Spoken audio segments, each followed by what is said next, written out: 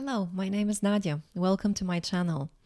Today's video is on a very broad topic, the topic of our path in life, the topic of are we feeling lost and how can we better align with our authentic path on this earth, and more specifically how to use astrology to help us guide our path better. So I think it's a topic that will resonate with a lot of people. I think many of us have struggled with really understanding what it is we're meant to be doing on this planet, what it is that we're supposed to be investing most of our resources, energy, and time into in order to live a more authentic, fulfilled, and productive life.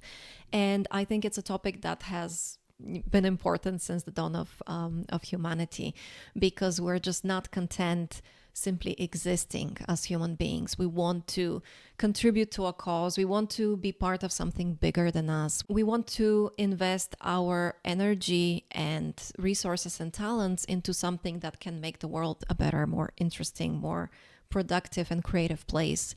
And so I think this is a topic that is important for all of us. I certainly have struggled probably more than the average person with that question. And I have had many pivots, many changes in my life. I've moved to different countries. I've changed careers numerous times, simply because I was always asking that question. Am I fully aligned with what I'm doing right now? Is this really the best use of my time, energy, work, and talents and interests? And a lot of the times the answer has been no. And I've used many different tools to help guide me in finding my authentic path. And astrology has been truly the most helpful tool I found so far.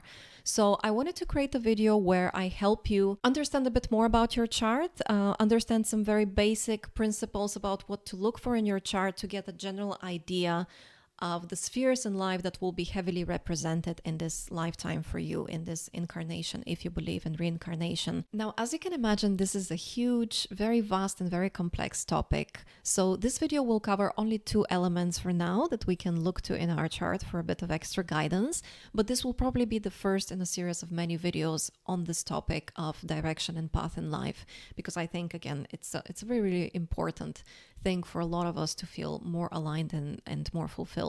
So in this video, I will look at the Lagna Lord, which is also known as the chart ruler or the Lord or the ruler of the ascendant, as well as the Sun, and their positions in our chart when it comes to the house placement, because I think these two elements are extremely indicative of the areas of life where we will be focusing a lot of our time in this incarnation. And obviously the Sun is the most well-known aspect in astrology. Almost everybody knows their sun sign, even though most people will say that they don't believe in astrology. But if you ask them what's your sun sign, they will immediately say Taurus or Scorpio or Libra. It's just so much part of pop culture. But the sun is so much more than what pop astrology makes it out to be.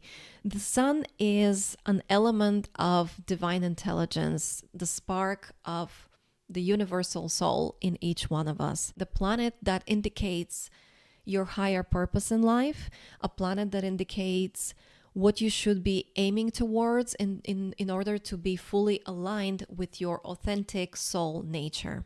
So that is what the sun is. The sun is about shining authentically as yourself, without care for societal norms and expectations, the expectations of your family or your community. The sun is the part of us that is the most connected to divine intelligence. And what it wants from us is to shed all the layers of things that are not really us in order for the authentic soul nature of the person to shine through. And as you know, the sun is the brightest thing in our sky. So this is what we are meant to be doing, really. The sun indicates if we want to be aligned with the highest version of ourselves, the most authentic version of ourselves, what is it that we're meant to really be doing? So we're going to go through each and every house in the chart and see the sun being placed in those houses, what that could potentially indicate. The second element we're going to look at is the Lagna Lord. Our rising sign or ascendant sign, or Lagna in Vedic astrology, indicates our path in life in a very concrete way. We look to the rising sign to get a sense of our physical appearance, because it's very tied to our physical body. And so it's basically saying, hey, what are you put in this physical body on this 3D earth for? When we look at the rising sign, and in this video we're gonna look at the planet that rules the rising sign, which is what Lagna Lord means, we're going to try to understand in a very physical, real sense, what will our body be involved in. So both of these elements, the sun and the Lagna Lord, are profoundly important for us to get a sense of our orientation in life and what spheres of existence we will dedicate the most time on. And we're going to go through each and every house. We're going to discuss what each house represents in very broad terms. It's very, very hard to summarize what the house represents in a couple of minutes. It's something that the deeper your knowledge of astrology is, the more and more specific things you understand are ruled by each house.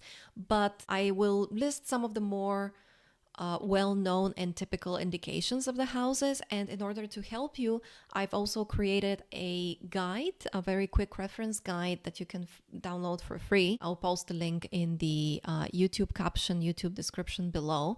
And basically in this document you'll have a very quick sort of cheat sheet, a reference guide, in order to check what each house in astrology truly represents.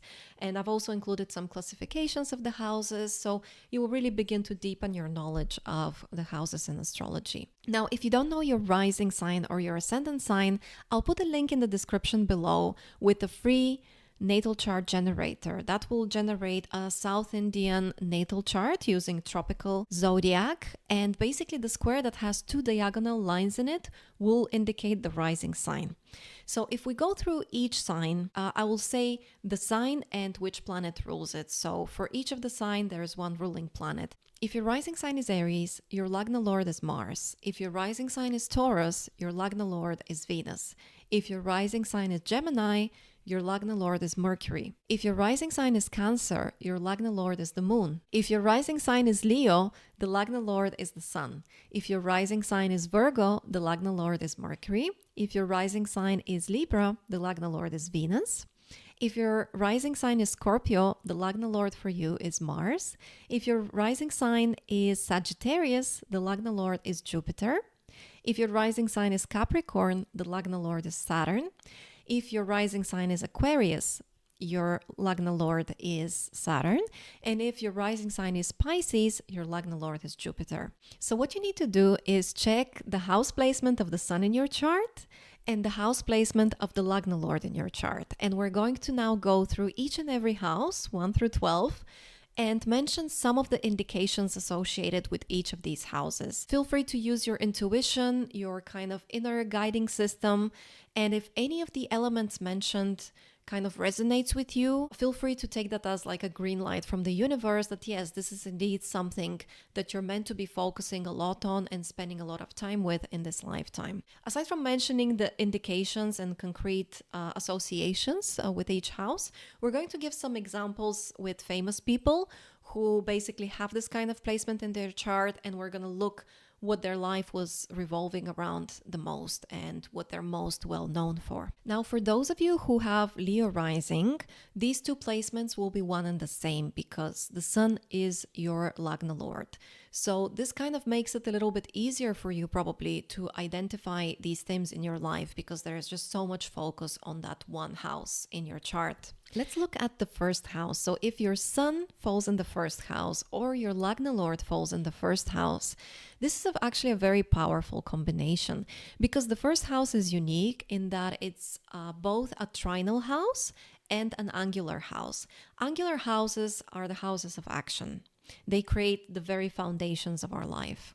Whereas trinal houses are dharmic and they basically indicate things that very easily manifest in our lives because they're very aligned with our true soul nature. So if you have planets in the first, fifth, or ninth houses, those planets typically manifest more easily in your life because it's something that is just so innately you that you don't really need to struggle a lot or put a lot of effort into it in order to expand its potential. So the first house, as you can imagine, is very potent because it's both a trine and an angle. So having your sun or your Lagna Lord here is actually a really strong indicator of potential success.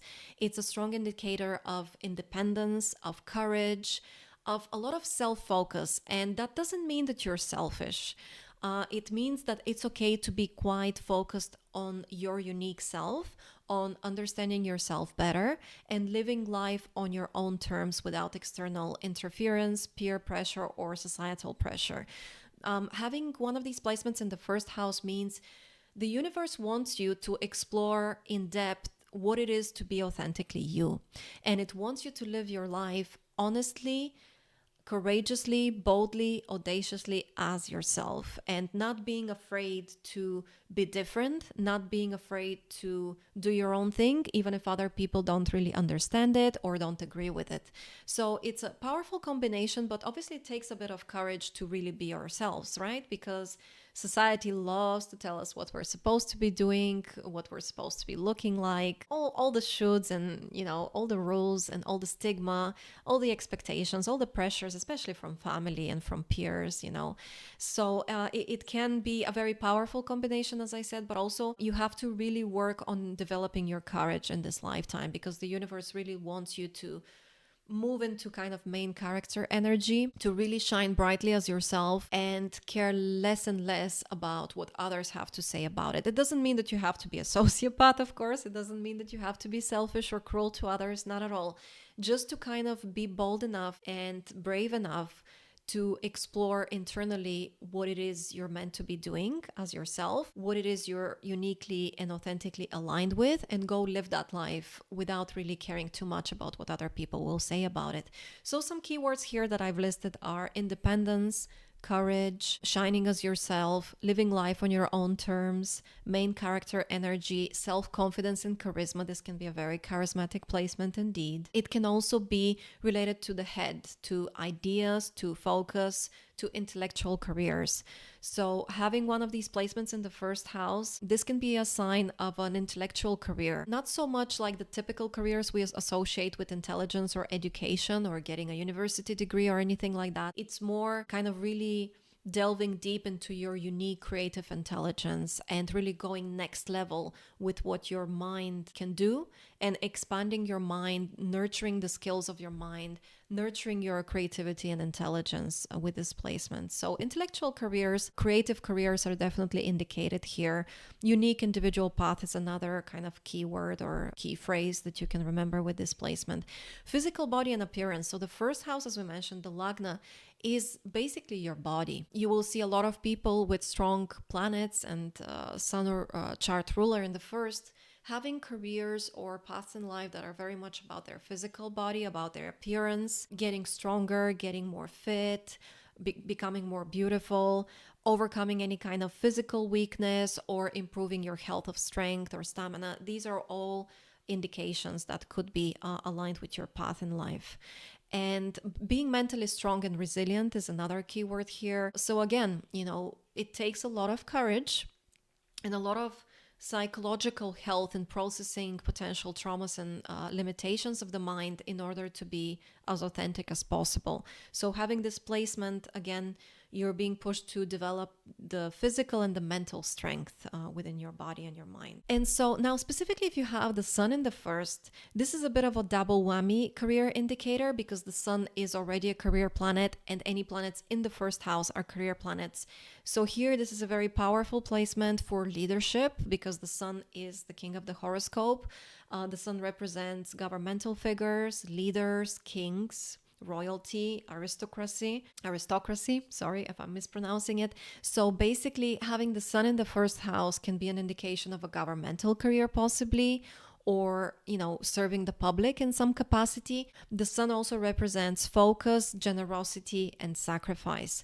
So again, a true leader actually sacrifices their own selfish wants and needs for the sake of the community or the group or the company or whatever country that they're serving. It's hard to imagine because we've unfortunately had so many examples of people throughout history, and especially in the current day and age, of people who have a lot of power. They find themselves in positions of power and basically being elite in whatever way, and abusing that power in order to boost their own ego, to achieve their own selfish desires, to try to satiate their never-ending hunger for more and more things, more and more accomplishments, more and more praise, attention, fame, you name it, you know?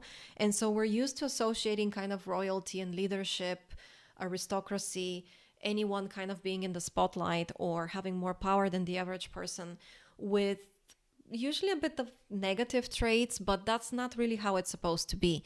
A true leader actually sacrifices more than they gain. A leader is supposed to forget their personality, their self absorption for a while, and actually always put others first, put those that put them in power, those that have chosen them as their leaders, to put their well-being first and sacrifice their little selfish, small mind desires for others.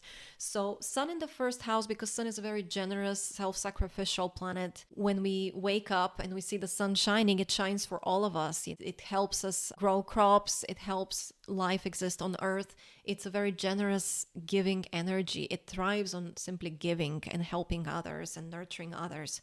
So Sun in the first can be an indication of a true kind of leadership career, and basically sacrificing some of your maybe wants and needs throughout life for the sake of a bigger purpose, a bigger service in a way, a higher calling. Again, the first house is a dharmic house, so having a higher calling to serve others in some capacity.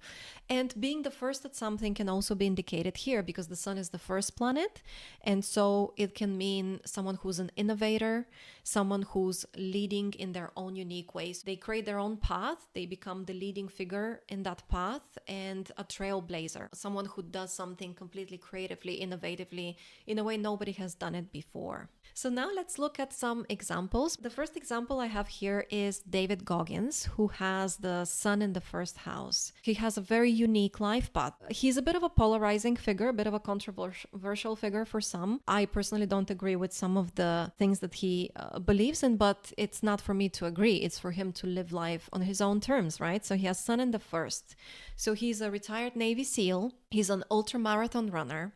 He's a motivational speaker known for his extraordinary mental toughness, overcoming personal hardships and inspiring others to push beyond their limits.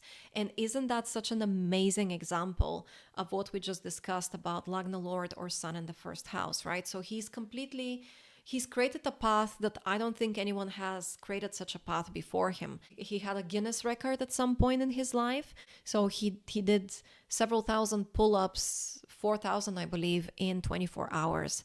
So he's always kind of pushing the limit on what his body can accomplish, but also his mental stamina, because at the end of the day, the body is kind of going to do what we set our minds to a large extent. And so David Goggins is a really good kind of depiction of that mental resilience. He really had a very tough upbringing. He had a lot of things stacked against him, and he overcame all those odds, joined the military, became a SEAL, went through rigorous, extremely painful, traumatic things in order to get where he is. He's an ultramarathon runner. He maintains like a very, very strict physical regimen. There's a lot we can say about David Goggins, but the point is that I think he's a really good example of someone who really lives authentically. He doesn't really care if people criticize him, if people advise him, maybe from a good place, but they advise him to do things differently. But he's like, no, I was born here to push the limits of my creative intelligence, to push the limits of my of my mind and body. And basically, I'm here to live my own life on my own terms. And he's kind of pushing the envelope on human capabilities in a lot of ways. So this kind of leadership capacity, he's a motivational speaker. So that kind of leadership quality, the kind of shine brightly as yourself quality of the sun in the first really is shown here. Another example I have is Jean-Claude Van Damme, who's a famous actor, martial artist, and film producer. And he's best known for his roles in action films. Those of us who are millennials probably saw him a lot in our childhood, and he was someone that boys really admired because he had a super trained athletic body. He was extremely nimble. He was very proficient in martial arts, and alongside kind of Arnold Schwarzenegger and Sylvester Stallone and maybe also Jackie Chan, I think these four are the most famous athletes who are also Hollywood actors. And so this is a person, it's not so typical. Not many Hollywood actors are super athletes or martial artists or bodybuilders. It's a unique combination, because usually in order to excel in one or the other field, you have to really fully dedicate yourself. So it takes a lot of mental stamina and physical strength, a lot of sacrifice of other personal desires in order to achieve both, right? To be extremely strong physically, extremely athletic, extremely good at martial arts, for example, and also a top-selling, Hollywood actor. It's not easy to accomplish. So here's a person who's, once again, with the sun in the first house, very much about improving the body, improving the physical strength, and someone that is creating a unique path for himself, a path that very few other people are walking on. So having kind of that courage to be unique in that sense. I'm sure many people told him that he's crazy. I'm sure when he said, I want to be a Hollywood actor, I'm sure many people said, did you go to theater school? Did you do blah, blah, blah?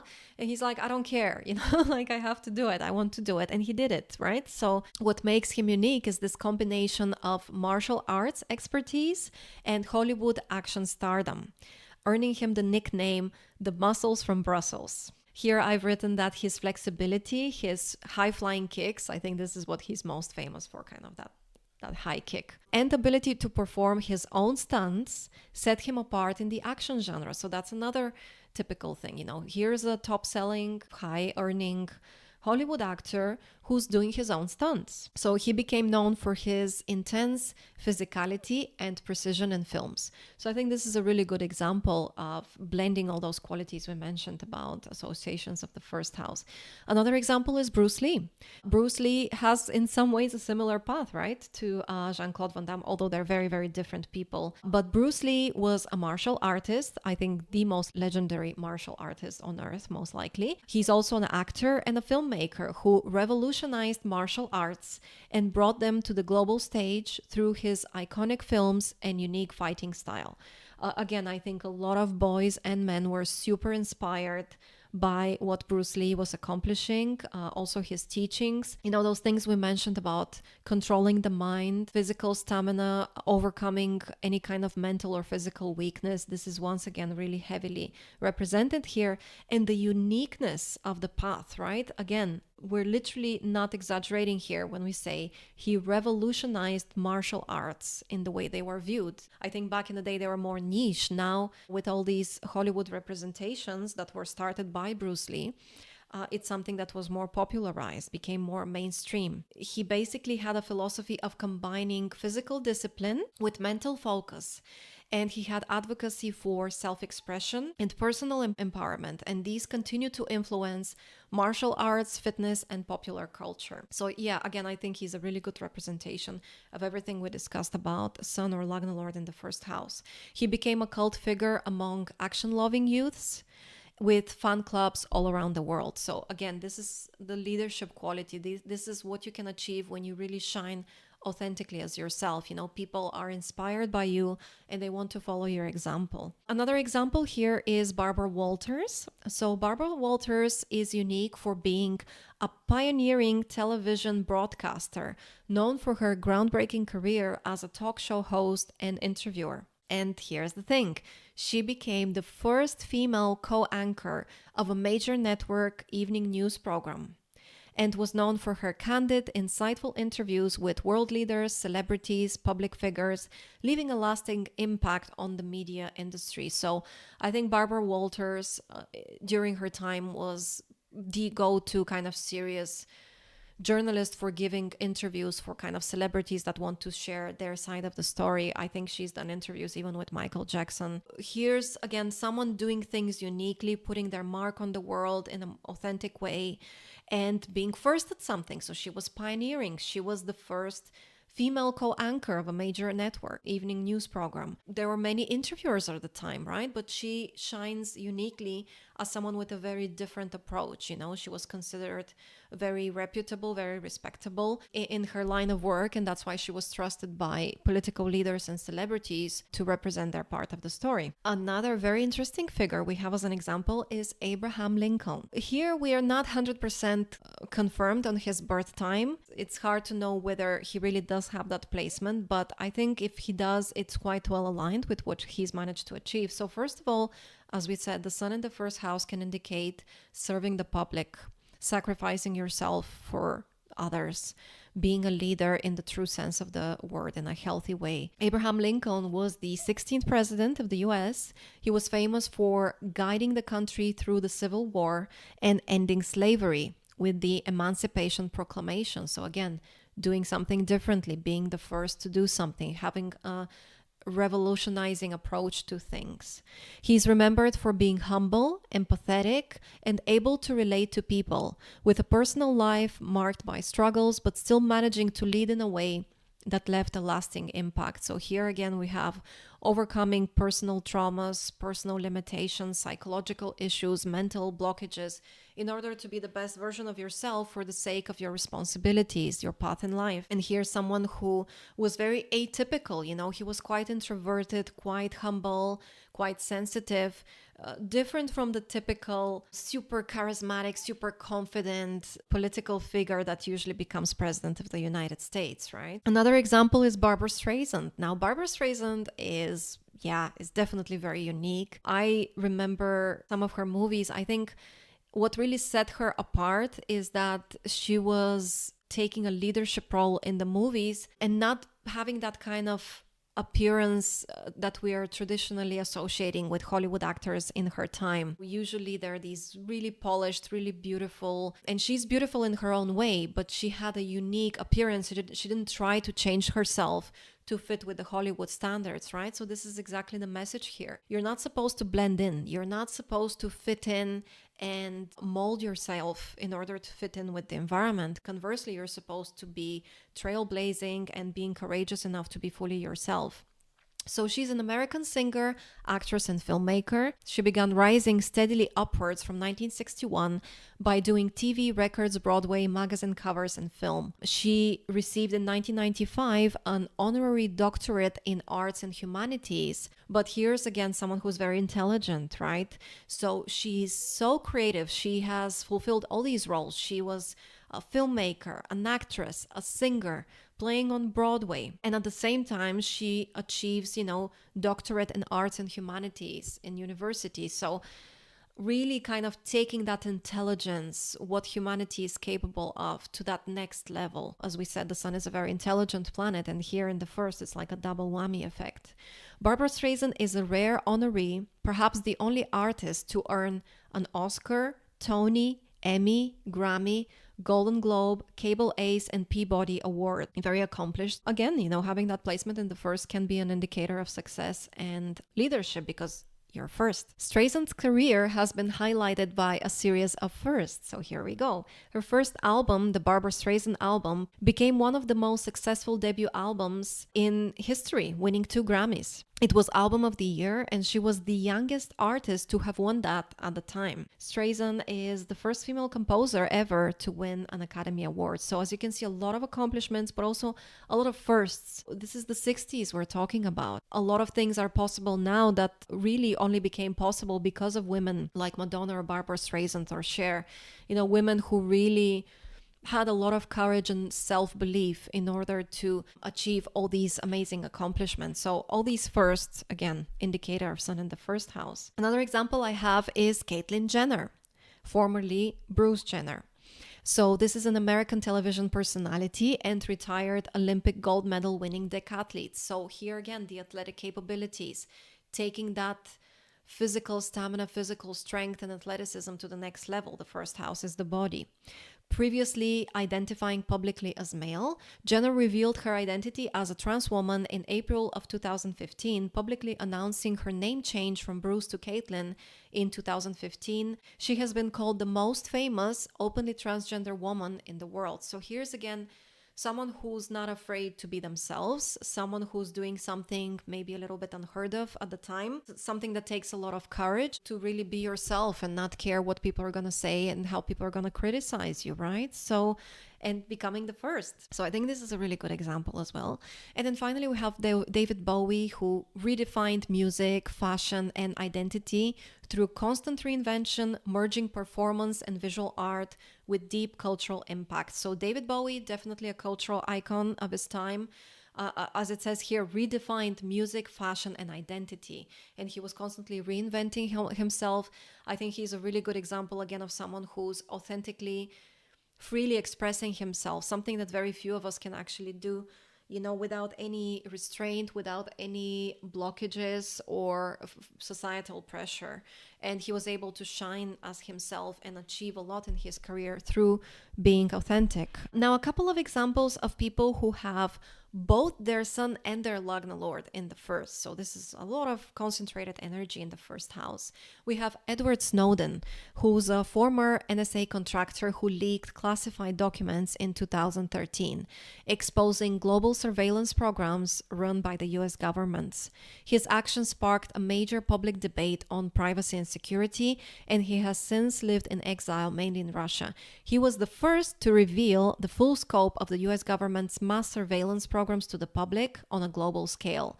His leak wasn't just big, it changed the way the world talks about privacy, data, and government power in the digital age. So again, a lot of firsts, a lot of courage, a lot of trailblazing. So having that courage to do something differently from others and revolutionizing, changing the world in some capacity. Then we have Grace Kelly. She also has both the Lagna Lord and the Sun in the first, which basically means that she is Leo rising with the Sun in the first. Grace Kelly, you probably know about her. She's a celebrated actress, considered one of the most beautiful women in the world, both currently and in her time. She became a global icon when she left Hollywood at the height of her fame to marry the Prince of Monaco, basically, seamlessly transitioning from screen legend to real life royalty. Okay, remember when we mentioned that the Sun is a royal planet, and here Sun is in his own house, in his own sign, in Leo, in the first house. So talk about royalty, right? Talk about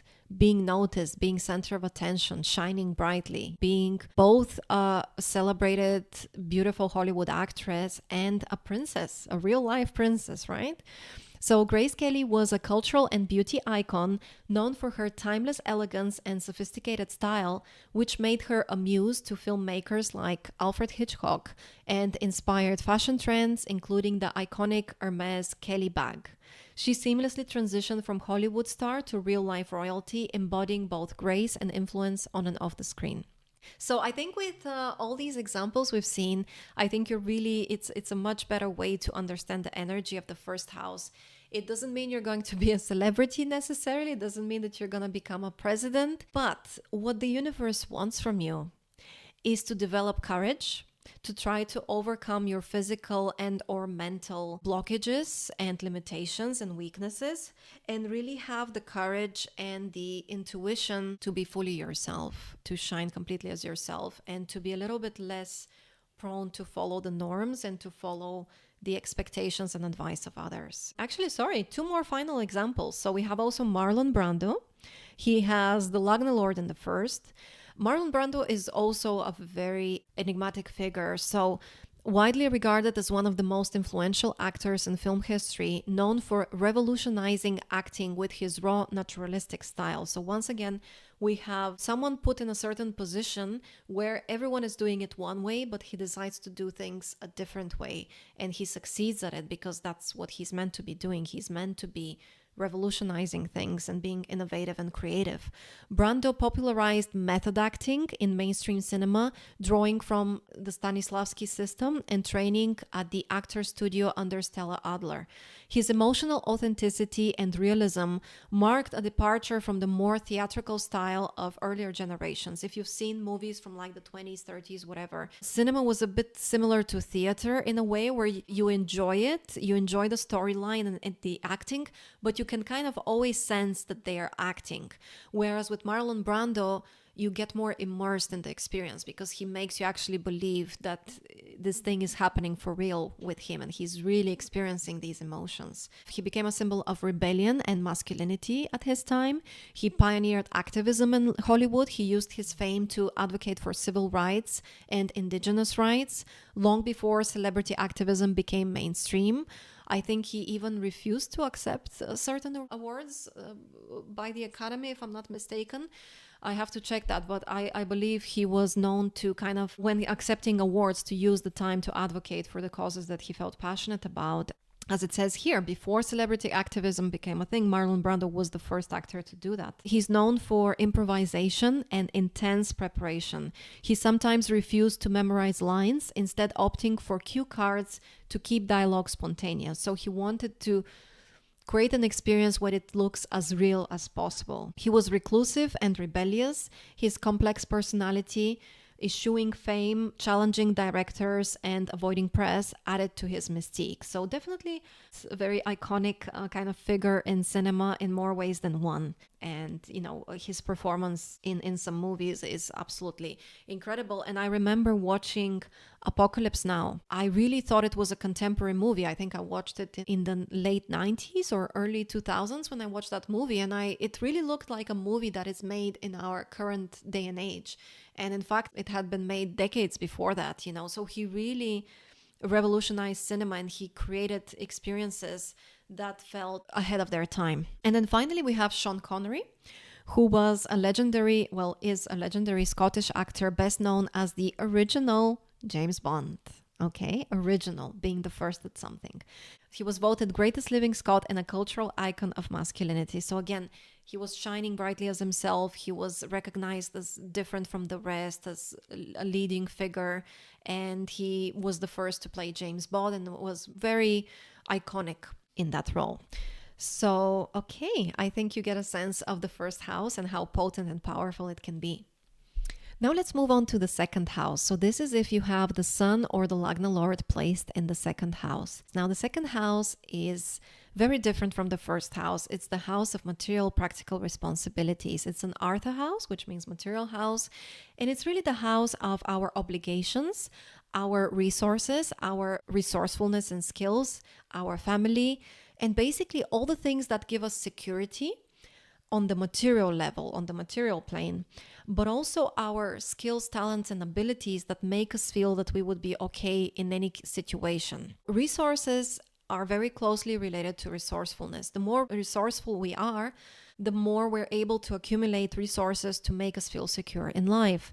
And this is also the house of self-worth. And why self-worth? Because the more we are confident that we can provide for ourselves, the more we're confident that we can create a life of stability and material comforts for ourselves and those in our surroundings, like our family, our partner, the people that we're responsible for, the animals in our care. This is all second house. The higher is our self-worth, you know, because we feel worthy, because we can provide for ourselves and for other people. What happens with people who are low on cash, you know, who lose their job, who just feel like they can't provide financially for their family? They get low self-worth, right? So it's very, very deeply connected. Another few keywords for the second house are speech, face, mouth and teeth. This is something that we actually discussed in the Taurus video. You can check that on my channel. When we looked at Taurus, because Taurus is the second sign, it's also very profoundly connected to speech, to our face, and to our food, anything that nourishes us on a practical material level. The second house also rules collections, minerals, gems, jewelry, anything that is valuable but takes effort and attention to be maintained. A lot of astrologers focus on the financial aspect of the second house, but what we often neglect is that the second house is such a house of responsibilities. Anything we have that is associated with the second house needs to be nurtured and maintained. So for example, if we inherit a house, but we spent 20 years never fixing anything, that house will become very decrepit. We're gonna not have electricity, we're gonna have water leaks, we're gonna have mold, the furniture will be old and stained. Everything will just be in poor condition, right? Because having that house is one thing, but maintaining that house in a good, stable condition is another thing. So this is the second house. It's the same with family, right? Sure, having a huge, wonderful family great asset for you in your life, great stability. But if you are not a good sibling, parent, daughter, son, whatever, cousin, uncle, auntie, grandma, if you're not also offering something of yourself to make other people's lives better, to be there for them, to nurture them in some capacity, then you're not really fulfilling your obligations to your family members. And so over time, you'll drift from each other. The family will fall apart and you won't be able to rely on each other for resources and for support, emotional and otherwise, because you haven't really maintained that connection. So the second house is very much about accumulating things that make us feel secure, but also doing our bit to be responsible and nurture them and take care of them. The second house also rules foundational education. So things like learning to read, learning to calculate, things that we're going to need throughout our lives, our basic skills. It's an art house. So the focus here is on being resourceful with your skills, intellect, knowledge, and education, assets, and belongings. There is a big focus here on how valuable you are, how valuable others perceive you to be, but also, most importantly, how valuable you yourself perceive yourself to be. That's why it's about self-worth, becoming more and more valuable as a person to yourself and to those who rely on you. So now let's look at some examples to get a better idea. But basically, if you have major placements in the second house, this is a lifetime of practical responsibilities for you. It doesn't sound very glamorous, but it can also be a wonderful thing. I mean, who doesn't want an amazing connected family that they can rely on? Who doesn't want financial abundance that they can feel fully secure with? So, having a lot of focus on the second house in your chart means that in this lifetime, this is what you're building on. This is the main focus, energy, and resources of your life will be spent building that practical foundation and security in your life. Let's look at famous people who have Sun in the second house. First, we look at Peter Lynch. Peter Lynch is an American financier, I don't know if I'm pronouncing it correctly, and stock market wizard and author, a legendary investor best known for managing the Fidelity Magellan Fund from 1977 to 1990, during which he grew its assets from 18 million to 14 billion. After retiring at 46, he devoted much of his time to philanthropy and financial education, authoring influential books like One Up on Wall Street and Beating the Street, which continue to guide investors around the world. This is someone who purely dedicated his life to being as resourceful as possible, right? As good with financial assets and material resources as he could possibly make himself to be. I think I read a little bit about him that in his youth, people were kind of mocking him a little bit for that, like during his university years and during his early career, people were mocking him for being very introverted and being very bit of a workaholic, basically, focusing all his energy and time on learning, becoming better at his craft and accumulating resources and not really having much of a social life.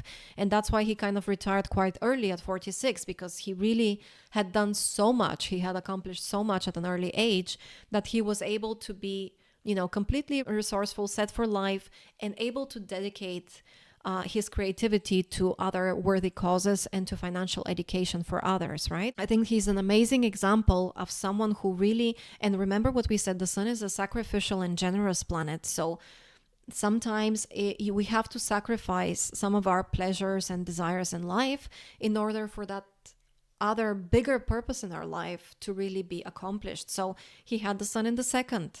His bigger mission was financial stability, financial abundance, and resourcefulness. And that's what he dedicated his life to, sacrificing all other things. So this is someone who lived out his mission very well. Another sun in the second house example is Elvis Presley, known as the king of rock and roll.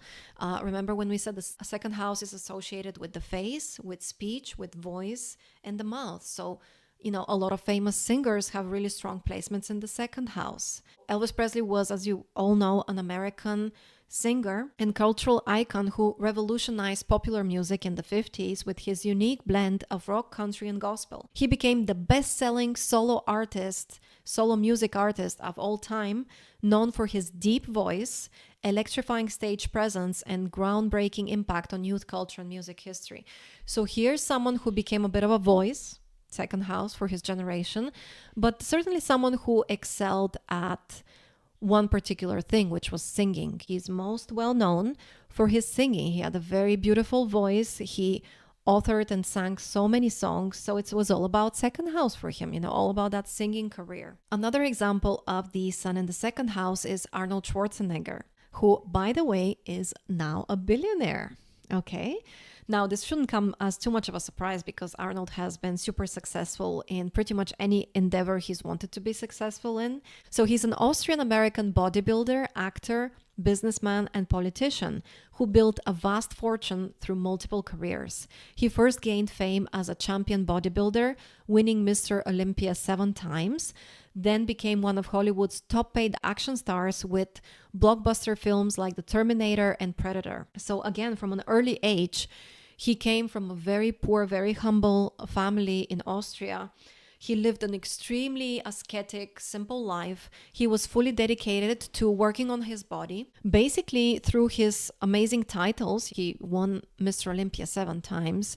He was such an amazing bodybuilder that he became extremely financially successful purely from that and at a very young age.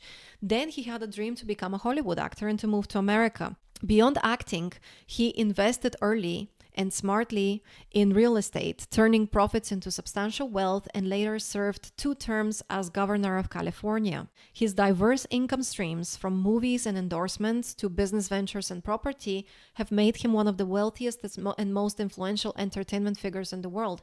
And now he's of a certain age. I think he's around 70 now, if I'm not mistaken. And he's not slowing down, he's still working on his physique. He published another book very recently. I think it was 3 years ago. So he's made money through acting. He's made money through bodybuilding, through real estate, through his political career, through authoring books. And now he has a very profitable app, which is about fitness, and he keeps promoting that. So you see, he's such a versatile, extremely resourceful person. I mean, talk about someone who can make anything profitable, right? Very much a second house focus. Then let's look at some examples with Lagna Lord in the second house. We have Karl Marx, who I think is a very interesting example here, even though he wasn't particularly wealthy. But wasn't his whole mission focused on analyzing the power of material resources, second house stuff? It was all about wealth distribution, and second house governs speech. So he was an author, right? It was all about the power of his words. Karl Marx was a thinker who studied how money, work, and power shape society. So money was definitely a big focus for him one way or another. He believed that in a capitalist system, business owners, i.e. the rich, make profits by paying workers less than the value of what they produce, which creates inequality and conflict. In the world of finance, his ideas highlight how wealth is created and distributed, often focusing on how profits come from labor and how money can concentrate in the hands of a few. His work is the foundation for socialist and communist ideas that argue for fairer economic systems. So here's someone who built a legacy, such a strong foundation to really understanding how material financial resources and assets work in society. So he had like a high level perspective of money in society. Money was definitely a big focus for him. Another famous person with Lagna Lord in the second is Sophia Loren. As we said, second house rules the face, and she really became famous for her beauty as an actress. So she's an iconic Italian actress renowned for her beauty, talent, and groundbreaking roles in films such as Two Women, which won her an Academy Award, becoming a symbol of both Italian cinema and international stardom. So she was taking part in beauty pageants from the age of 14. So beauty was a really big focus for her throughout her life, and that's what helped her create a successful acting career later on in life as well. Another very beautiful actress, Monica Bellucci. We all know who Monica Bellucci is. I don't need to introduce her, but basically she used to model a lot, and she's been an actress from a young age. So as we all know, Monica Bellucci is renowned not only for her acting, but also for her stunning beauty, which has made her an enduring icon in fashion and film. Her face, with its timeless classical features, is often highlighted as one of the most beautiful in the world, exuding both sensuality and elegance. So she has a very unique appearance where there is a sense of delicacy and innocence in her features, but also a lot of femininity and sensuality. So definitely a face that will never be forgotten. She's truly kind of made a mark on the world with her completely authentic and unique beauty. Bellucci's expressive eyes and distinct deep voice enhance her presence, contributing to her ability to convey emotion and allure without needing many words. Her speech, often soft yet powerful, adds to her magnetism, making her a captivating presence on screen and in public appearance. So here we have the speech also being a second house theme. And just in general, actors also need good second houses because a lot of acting is about how we speak. A lot of it is about our voice. So she has all the boxes ticked here. Another example that we have here for Lagna Lord in the second house is Whitney Houston. And Whitney Houston is another one that doesn't need any explanations, but just to kind of summarize, Whitney Houston was an extraordinary American singer, renowned for her powerful, flawless voice, which made her one of the best vocalists in music history, truly one of the best voices in human civilization. She won numerous awards. She had record-breaking achievements. She became a global icon, admired not only for her vocal range and technique, but also for her beauty and charismatic stage presence. So she was an incredible performer, but also an incredible natural beauty. I mean, Whitney Houston, what a beautiful woman, right? It's just all her features are just so delicate, so perfect, so smooth and beautiful.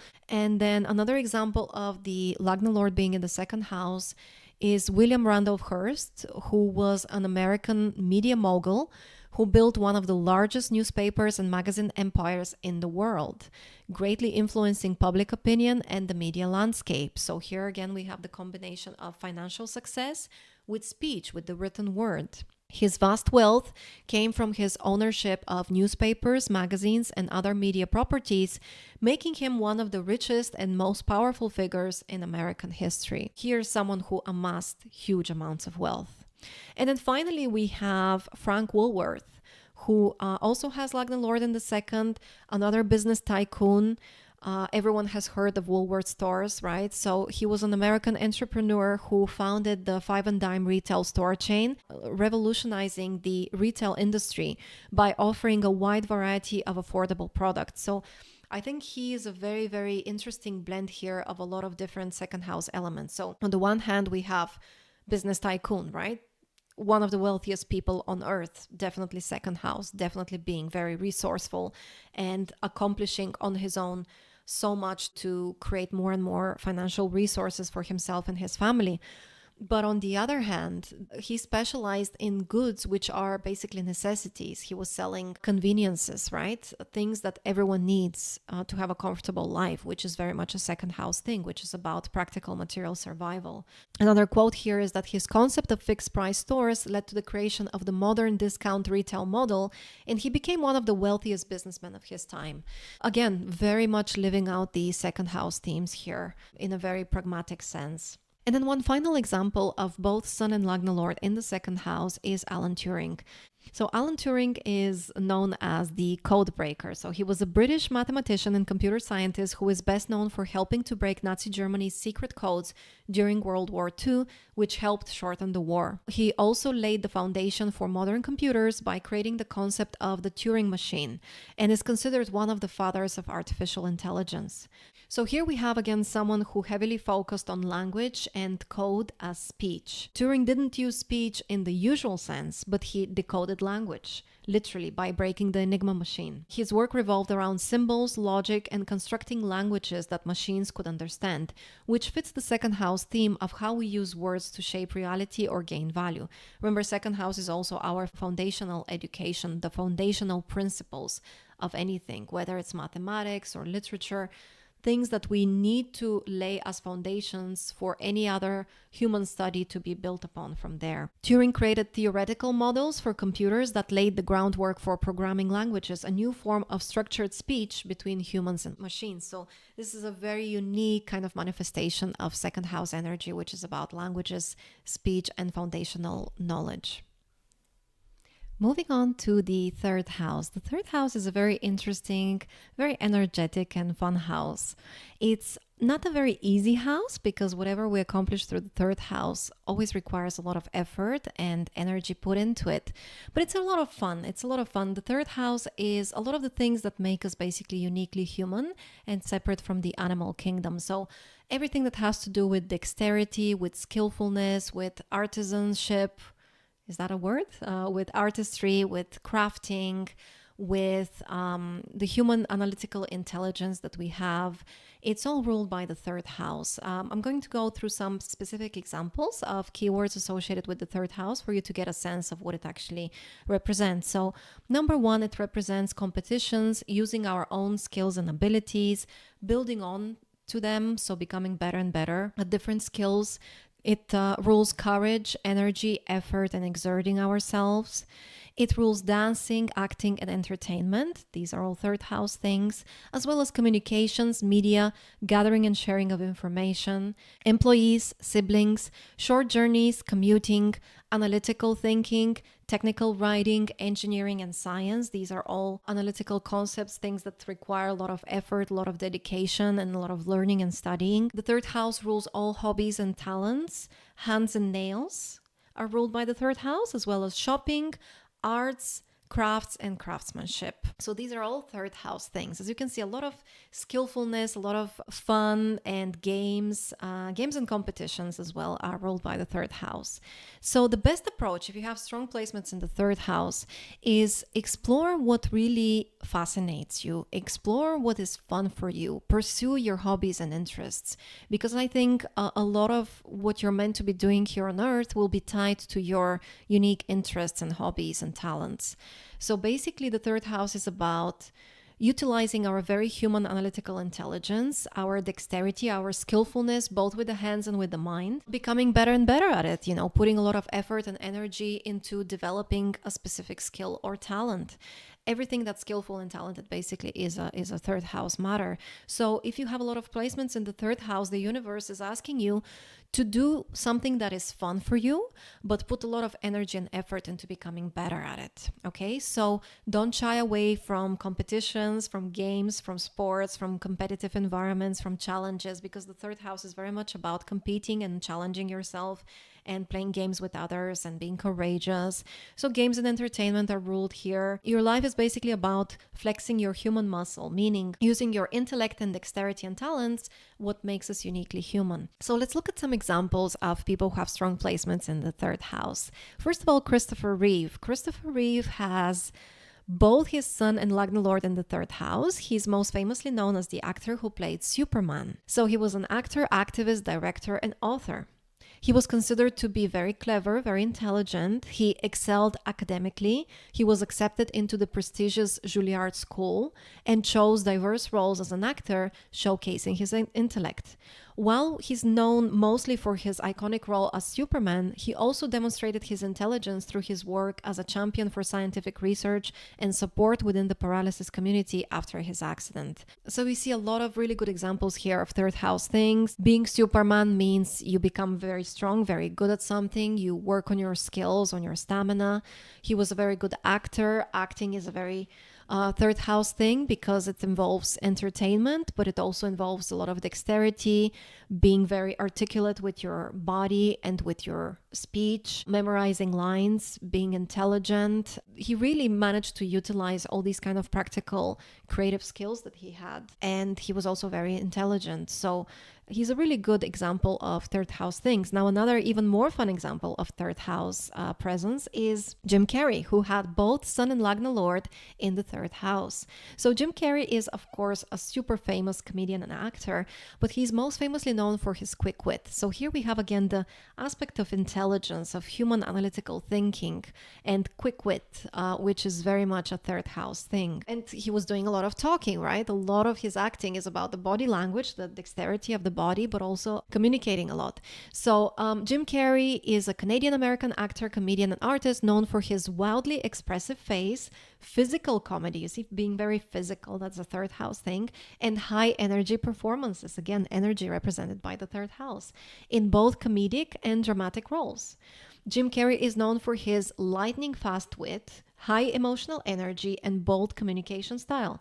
His quick improvisational skills and expressive delivery made him a standout in comedy and a fearless performer. So here we have someone who's naturally gifted with a very quick, intelligent mind, flexible with his body, very high energy, but he worked on that. It didn't just come from above, right? He had to practice from a young age on his comedic timing, on his jokes. It took a lot of effort to become one of the best comedians ever, right? So he put a lot of effort into developing his skills.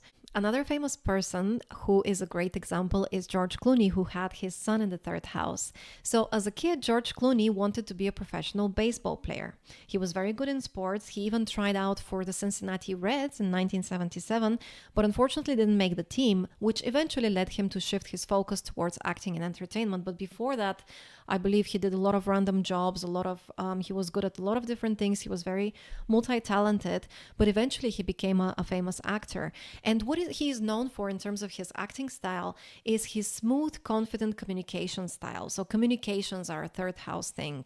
Sharp wit, quick mind, charismatic screen presence. These are all things that are typical of George Clooney's style, and he often blends charm with intelligence in both his roles and public appearance. So definitely a third house representative here with a very quick, sharp mind. Another example we have is Mary Shelley, best known as the author of Frankenstein, one of the most influential works of Gothic fiction, which introduced the world to the concept of science fiction and horror.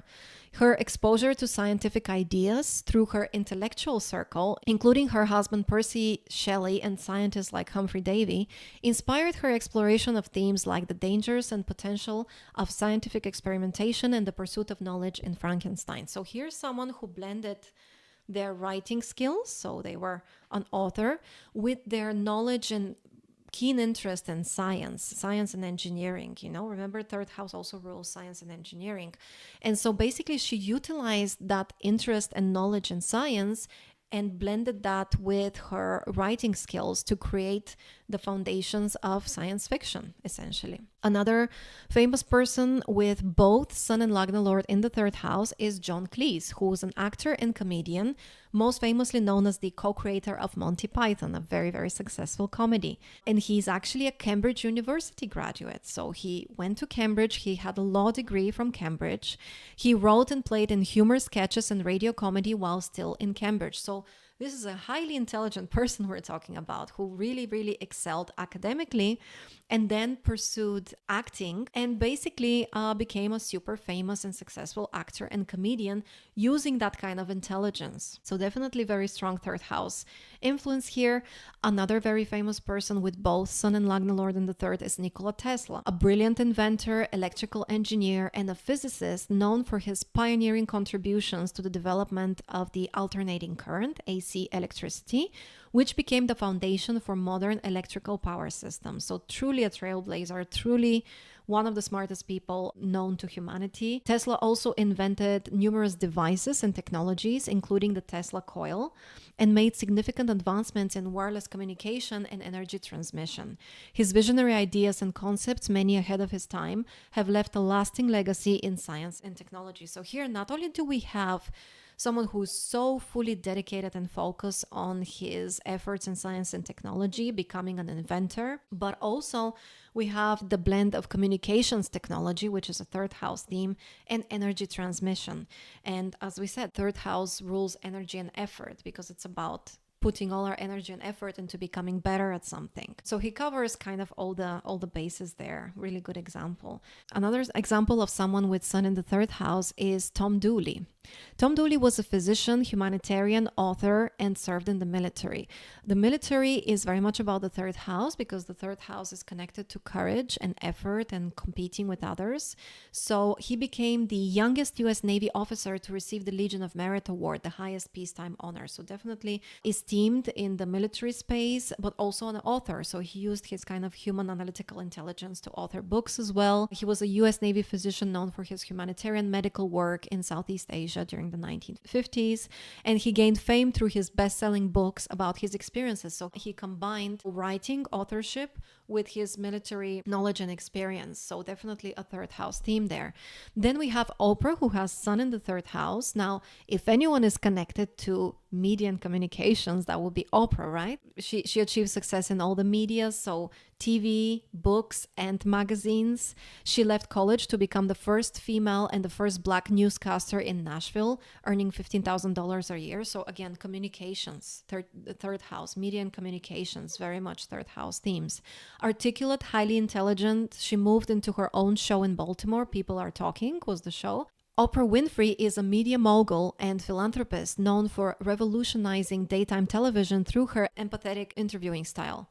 So again, we have a very big theme of communications here, of media, of networks, of interviews. So very much about that kind of analytical intelligence and communication skills. She's one of the best known and highest paid entertainers of the 90s with her TV talk show and business ventures.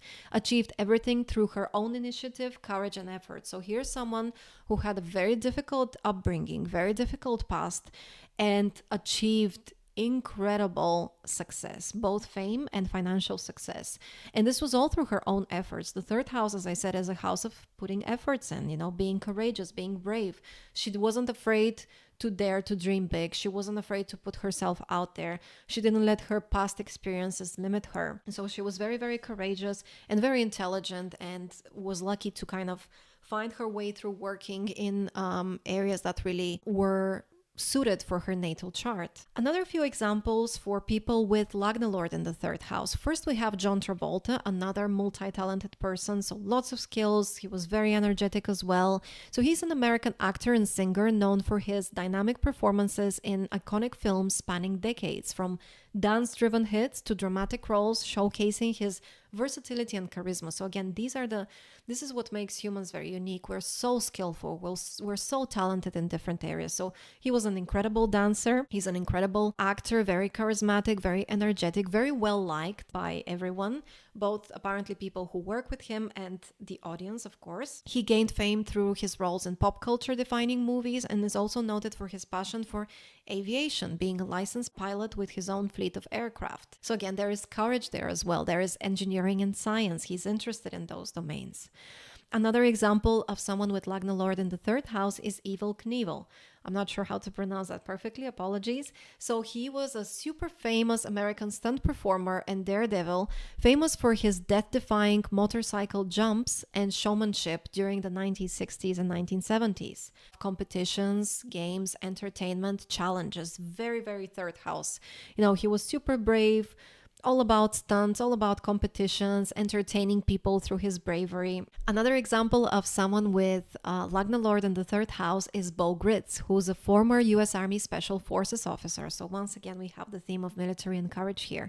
He was known for his highly decorated military service during the Vietnam War. So again, overcoming challenges, being courageous, being brave. Finally, our final example of someone with Lagna Lord in the third is Arden Hayes, who has actually both Sun and Lagna Lord in the third. So he's an American child prodigy who gained national attention at age 5 for his remarkable knowledge of US presidents, world geography, and the periodic table. So at a very, very young age, he demonstrated incredible mental prowess.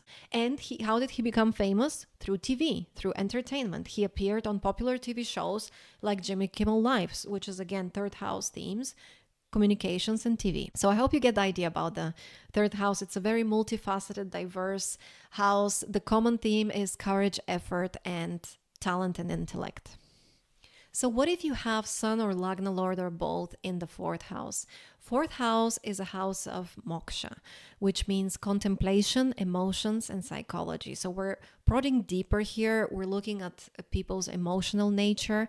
The fourth house is the most hidden house, because if you look at the zodiac wheel, if you look at the chart as a circle, right up there at the highest point is the 10th house, and right at the bottom is the fourth house.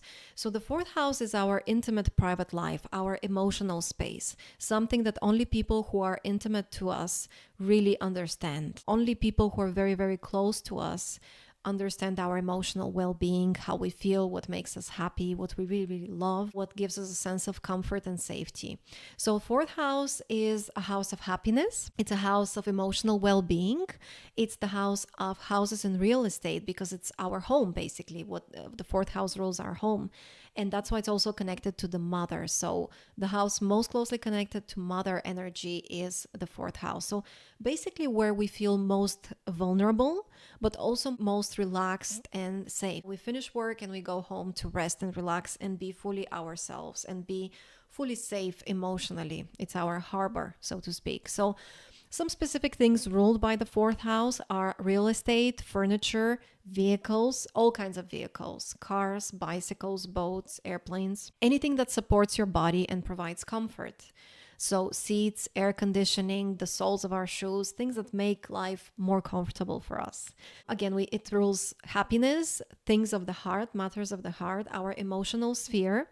It also rules bank accounts and deposits. Fourth house rules also land and water bodies, lakes, fountains, oceans. So isn't it funny how we instantly feel kind of happier and more emotionally relaxed and calm when we're near bodies of water, especially natural bodies of water? The fourth house also rules pets because pets make us happy. The fourth house can also be associated with the country someone is born into. So patriotic or local government initiatives can be seen through the fourth house sometimes. The family can also be connected to the fourth house. Looking after your own happiness can be the dominant theme in your life in this reincarnation. So yeah, if you have strong themes of fourth house in your chart, this will be a big theme. The big theme is, how do I feel happy? How do I find happiness in life? It can be very much about a family environment, spending a lot of time at home, making your home as beautiful and comfortable and safe and happy as possible, maybe being a homemaker, being very devoted to your family and home in some capacity, or working in real estate, for example. So let's look at some examples from famous people to get some inspiration and ideas of what we could potentially be doing with our life if we have strong placements in the fourth house. Now, we start with the sun in fourth. We have Jay Leno as an example of someone with sun in the fourth. So Jay Leno is known for his feel-good funny show, becoming part of the American household through his humor that gives joy. With his distinctive humor and large collection of cars, he became one of the most well-known late-night television personalities, while also building a successful career in stand-up comedy and maintaining a passion for car collecting. So what fourth house elements can we uncover in Jay Leno's life? So first of all, he was a talk show host that is very loved and very kind of seen as a household name. So basically it's something that when people want to relax, when people want to laugh and smile and feel relaxed and happy and at home, they put his show on because through his humor, they can feel emotionally safer and happier. So that's very much a fourth house theme, making people happy, giving people joy, making people laugh. Also, he had a huge collection of cars. As we said, the fourth house rules vehicles. So this was basically a huge passion of him, maintaining his kind of car collection. So yeah, making people laugh, making people happy can be one of your areas of focus if you have sun in the fourth house. We also see strong fourth house placements with spiritual guides, spiritual leaders, and gurus. We have, for example, Jiddu Krishnamurti here, who was an Indian spiritual teacher and religious leader and philosopher. We will talk more in depth about his life when we talk about the 10th house, because he has his Lagna Lord in the 10th. But basically, why are spiritual leaders connected to the 4th house? Because they give us emotional comfort. They make us feel happier. They make us liberated. Moksha means liberation, and the 4th, 8th, and 12th houses are moksha houses. So liberation in the sense of being liberated and relieved of the burden of the struggle of being a human on planet Earth, right? It's not easy to be on planet Earth. And so we use philosophy, we use spirituality, we use religion, we use comedy. All these things we use to feel better about our lives, to feel more relaxed, to relax from the grind, from the hustle, from all the material and mental challenges of life. We go to the 4th house to feel safer and happier, right?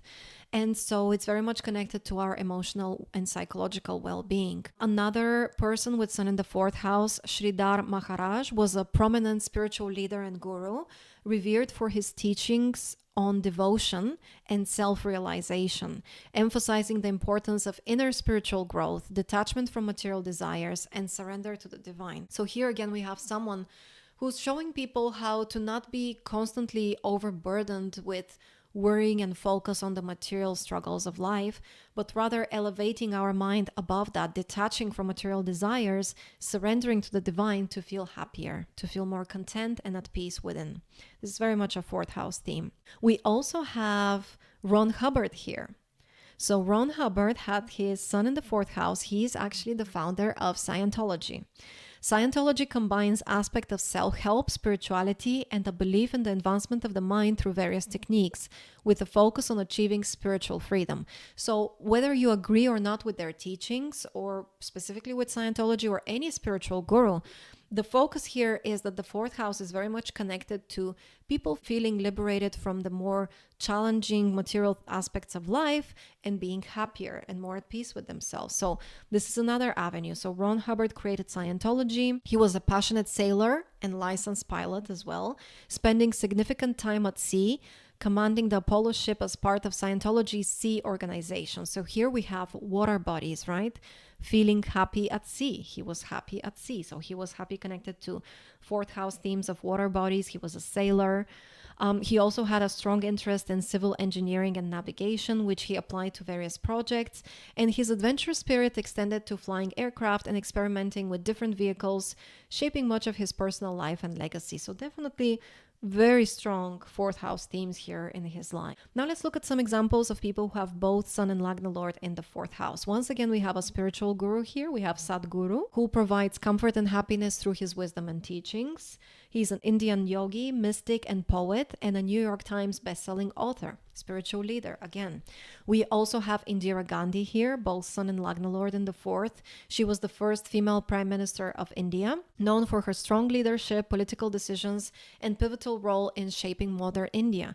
So here we have patriotism, right? She was shaping modern India. She was devoted to her homeland. The country is our extended home. You know, our private home is the fourth house, but our country is also our home in a way. And every time we go abroad, it's a different feeling when we come back to our native country and can speak our native language, right? We feel instantly kind of more comfortable, more safe, more at ease. So fourth house has connotations of patriotism as well. Another person with Sun in the fourth house was Walt Disney. And Walt Disney actually had a couple of different fourth house themes represented in his life.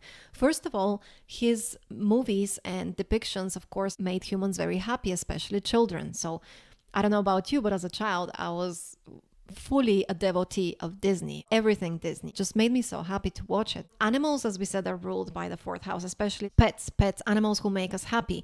And isn't Disney very much about, we have the Disney princesses who are humans, but we also have a lot of animals depicted in cartoons, in Walt Disney cartoons. So pets, animals that make us smile, that make us happy, very much a fourth house theme here. He also had a love of vehicles. Mickey Mouse One was Walt Disney's private company plane. So again, planes, vehicles, fourth house themes. He used it for travel between Disneyland, studio locations, and project sites.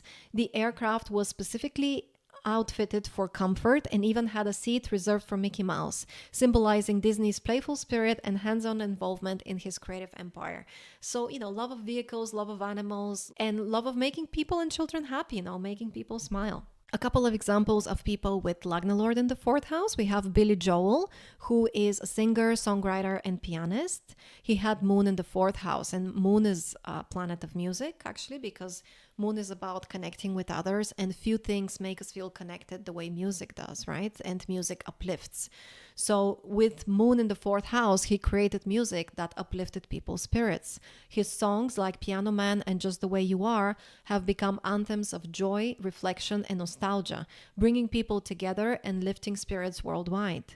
Billy Joel has a strong connection to water, owning a yacht and living in a home by the water in Long Island, which has inspired both his creativity and sense of peace. He's also an avid car enthusiast, known for his love of classic vehicles and his impressive collection of vintage cars. So here we have love of vehicles, which is fourth house, living close to water bodies, getting inspiration from water bodies as he did, which is a fourth house thing, and creating music that uplifts people and makes people feel comfortable and happy, which is Moon in the fourth house. Our final example for someone with Lagna Lord in the fourth is Chesley Sullenberger. Now, if you watch the movie, I believe it was called Sully with Tom Hanks, you will be so inspired by this person. So this is an American commercial airline pilot who became celebrated when he landed his US Airways jet bearing 155 passengers and crew in the Hudson River in New York City with no casualties and very few injuries.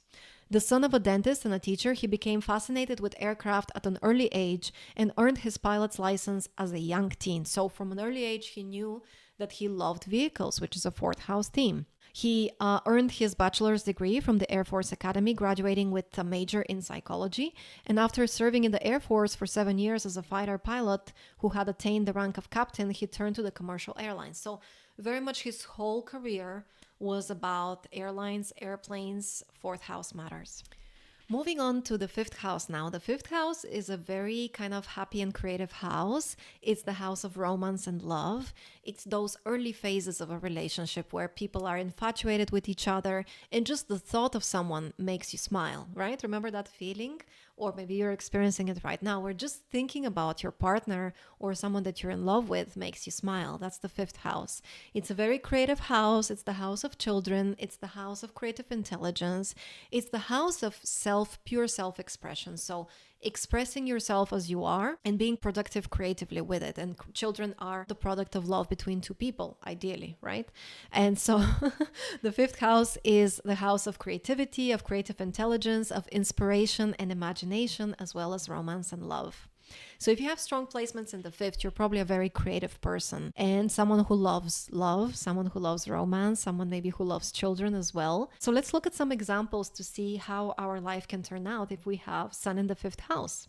First, we have Le Corbusier, who revolutionized architecture by breaking from traditional styles and introducing bold, innovative concepts that blended art, engineering, and urban planning. So someone who's very, very creative. His visionary ideas and experimental designs have had a lasting impact on modern architecture worldwide.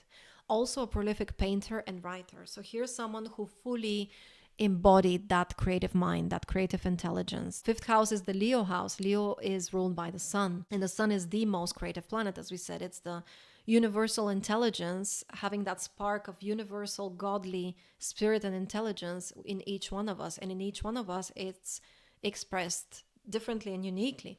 So being able to channel that first house, you become a very, very creative and inspired person, just purely being inspired to create in many different ways. So this person was also a prolific painter and writer. He painted throughout his life and developed a visual art style called purism, emphasizing clean lines and simplified forms.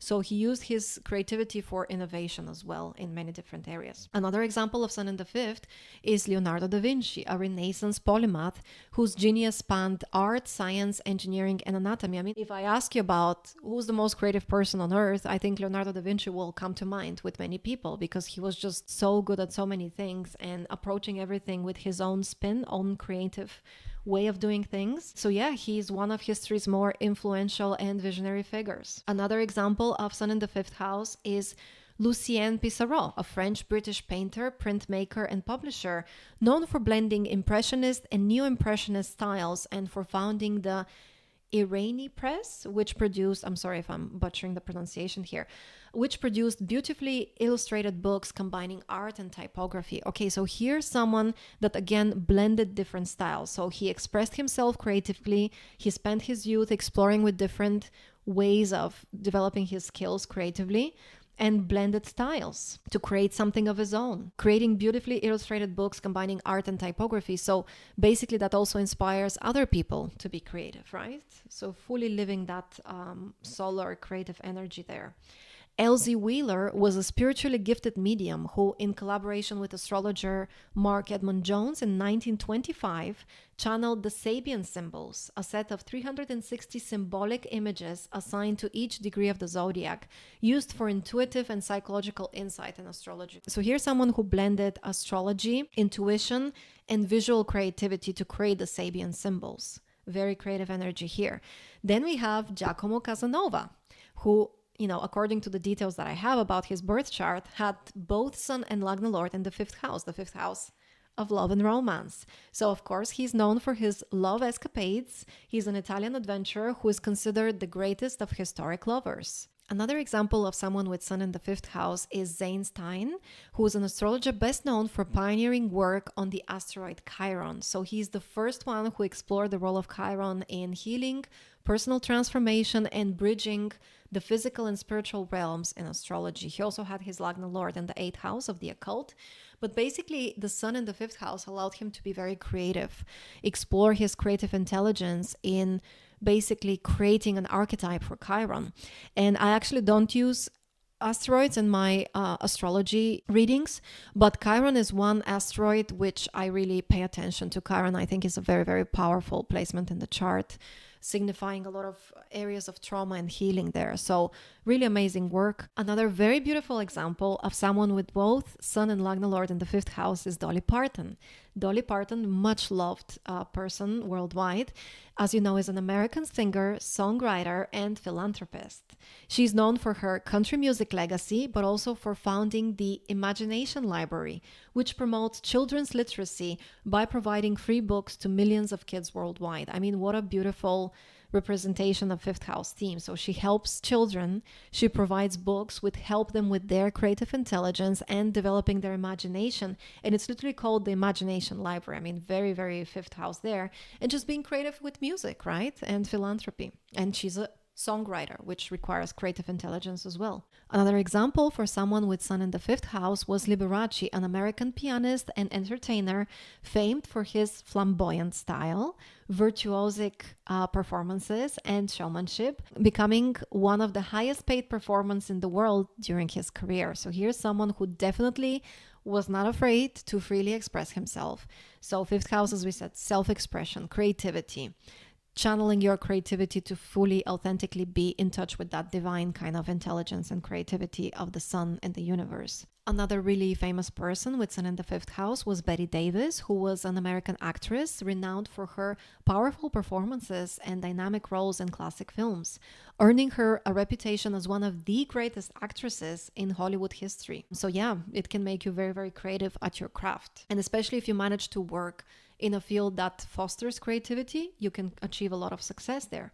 Finally, with Sun in the fifth house, we have Pablo Neruda, a renowned Chilean poet and diplomat celebrated for his passionate and evocative poetry, particularly his love poems, right? Fifth house, romance, while his romantic life, including his affair with Matilde, deeply influenced his work and personal legacy. So here's someone who not only channeled his creativity, but also it touched on love themes, which are fifth house. And I mean, doesn't love inspire all of us? I mean, what inspires you more than being infatuated and being in love? That's why fifth house is ruling both of those things. And he was also famous for his personal life romances as well. Now let's look at a few examples of people who had Lagna Lord in the fifth house.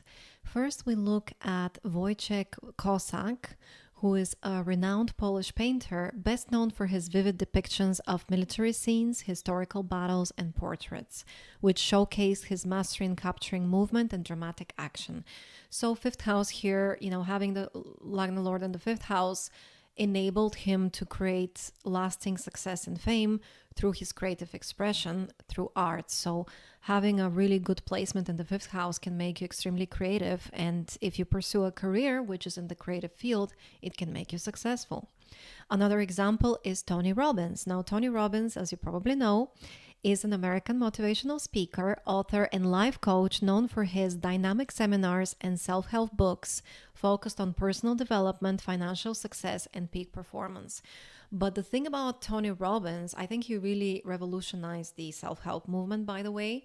And the thing about him is he has a personal brand, right? Once you hear something or see something created by Tony Robbins, you kind of remember him forever. He has a very strong presence, very strong personal brand, and very strong creative expression, which is the fifth house. And the fifth house being well represented in your chart can also make you charismatic, because the fifth sign is Leo. And Leo shines brightly wherever they go. They just attract attention, so it can make you very charismatic. Finally, we have Bette Midler, an American actress, singer, and comedian known for her dynamic performances in musicals and her outspoken personality. So again, here we have a strongly creative person who's not afraid to have a personal brand, to express themselves authentically. And again, the fifth house is self-expression. So basically part of her personality comes through her art. Now let's look at the sixth house. So having any kind of important placement in the sixth house, but especially Sun or Lagna Lord in the sixth house. Sixth house can be one of the difficult houses. It's the house of intelligence, which is kind of the street smarts type of intelligence, because it's achieved through overcoming obstacles, dealing with ill wishers, dealing with enemies of sorts, obstacles, delays, problems in life, very much on the material, practical level. So people with strong sixth houses, they actually can become very, very intelligent simply because life has forced them to deal with a lot of delays and obstacles and people who wanted to block them from achieving certain things. And they had to become creative in how they handle practical material obstacles in life, which made them very smart. So sixth house is an intelligent house. Sixth house also rules wildlife and the environment and nature. So you will see a lot of people who deal with forestry, environmental work, environmental protection, anything with wildlife. They can have strong placements in the sixth house as well. So yeah, being of practical service to the world is a very sixth house thing. It has connotations of Virgo. Virgo is famously the sign that rules nurses. And nurses are those who provide physical comfort. They help you in very kind of physical, practical ways when you're sick, right? So again, overcoming the difficulties of life through your intelligence and service. So sixth house can be seen in governmental employees, people who serve the public in some capacity. Medical professionals, anyone who works in the pharmaceutical or medical space, or naturopathy even, because the sixth house is about improving, fixing problems in our health, fixing problems in our body, self-improvement through diet and exercise and good routines. Anything related to diets and nutrition can also be seen through the sixth house. Treatable diseases and accidents can be seen in the sixth house. So you see, it's a difficult house, but it allows us to get better. It allows us to improve ourselves. It allows us to implement new, healthier routines and habits and become smarter through the obstacles, whatever they are, that we have to overcome. Sixth house also rules debts, divorce, and legal battles. So basically, in divorce, your spouse becomes your enemy. They say that sixth house rules enemies. It can also be seen in military professions as well, because again, you're dealing with the enemy. You're trying to overcome problems related to the enemy. Any kind of legal problems, legal battles, debts to banks, debts to other people, divorce can be seen through the sixth house. So let's look at some examples about manifestations in the sixth house and how this energy can be channeled successfully. I personally have a couple of planets in the sixth house. It's a strongly represented house in my chart, and I have dealt with not a few delays and obstacles and ill wishers in my life, but I also have a lot of qualities related to the sixth house, which I'm really grateful for. One is my love for environment and animals and wildlife and nature, So I studied environmental engineering, for example. So here's a practical example. I studied environmental engineering and I have 2 planets in the sixth house. So let's look at some famous people who've achieved success or have achieved things in life or had things happen to them in life that are related to the sixth house. First, we look at Clint Eastwood, okay? He has Sun in the sixth house, and he is extremely successful both as an actor and as a director. And so much of his work is about dealing with obstacles and challenges in life, right? His movies are really usually about kind of grit, about being stronger than the negative circumstances in your life, overcoming problems and challenges and weaknesses. So Clint Eastwood dealing with enemies and obstacles was kind of a very big theme in all of his acting career and directing career. He acted in a lot of westerns, a lot of action movies, a lot of gritty movies, often portraying characters with a stoic, tough persona. And that's what the sixth house can do for you. I know it doesn't sound very glamorous or very fun, but it really can make you a very resilient and intelligent person. Kind of really those street smarts grow strong with you. Eastwood films often emphasize tough, morally complex characters and themes of justice, redemption, and personal sacrifice, okay? And again, being of practical service to someone, being the unsung hero, being the behind-the-scenes tough guy who helps other people, who helps the victims and beats up the bad guy, It's a sixth house thing. That's why I said it can be also, along with the third house, it is related to the military, right? Because it's about overcoming obstacles. A very interesting example is Elizabeth Taylor, who has Sun in the 6th house, and she has been divorced 7 times, right? She's had a lot of marriages, but also a lot of divorces, obviously. So yeah, here we have the divorce theme very heavily represented in her life. We have Betty White with Sun in the 6th house as well, actress and comedian. She hosted a syndicated series about animals, wrote 5 pet books, and served for 26 years as the president emeritus, I don't know how to pronounce this word, apologies, of the Morris Foundation, which seeks cures for animal diseases, accomplishing the development of vaccines for dogs, cats, and horses, in destroying a number of previously fatal diseases. So here's someone who is an actress and a comedian, so she could be living this glamorous lifestyle, not caring about anyone else but herself and her villas and Lamborghinis. But instead, she devotes a huge part of her life and energy, time, and resources into helping nature and animals, right? And dealing with diseases, which is very much a 6th house theme. Vaccines are a very 6th house theme because it's something that is within our control that we can use to challenge, medical issues, health issues, diseases of any kind. White was also a trustee for the Greater Los Angeles Zoo Association since 1974. Now, though I'm not a big fan of zoos myself, I think they are prisons for animals, but we have again a representation of a strong theme here of the 6th house. 6th house is about wildlife, about animals, nature, and the environment. Another famous actress with Sun in the 6th house is Sigourney Weaver. She always plays kind of strong, independent, intelligent, complex characters across various genres, particularly in science fiction, action, and drama. Has taken part into legal battles in her personal life as well. So here's someone with a lot of 6 themes in her life, but also if you think of Sigourney Weaver and her typical characters that she portrays in movies, aren't they always really like smart? And not just the kind of book smarts we're talking about sometimes in science fiction, but really smart, street smarts, like being strong, overcoming obstacles, overcoming enemies, defeating things trying to kill her, and again, she becomes really, really smart because in order to survive in these extreme conditions, not only do you have to be resilient, but you also have to be very intelligent.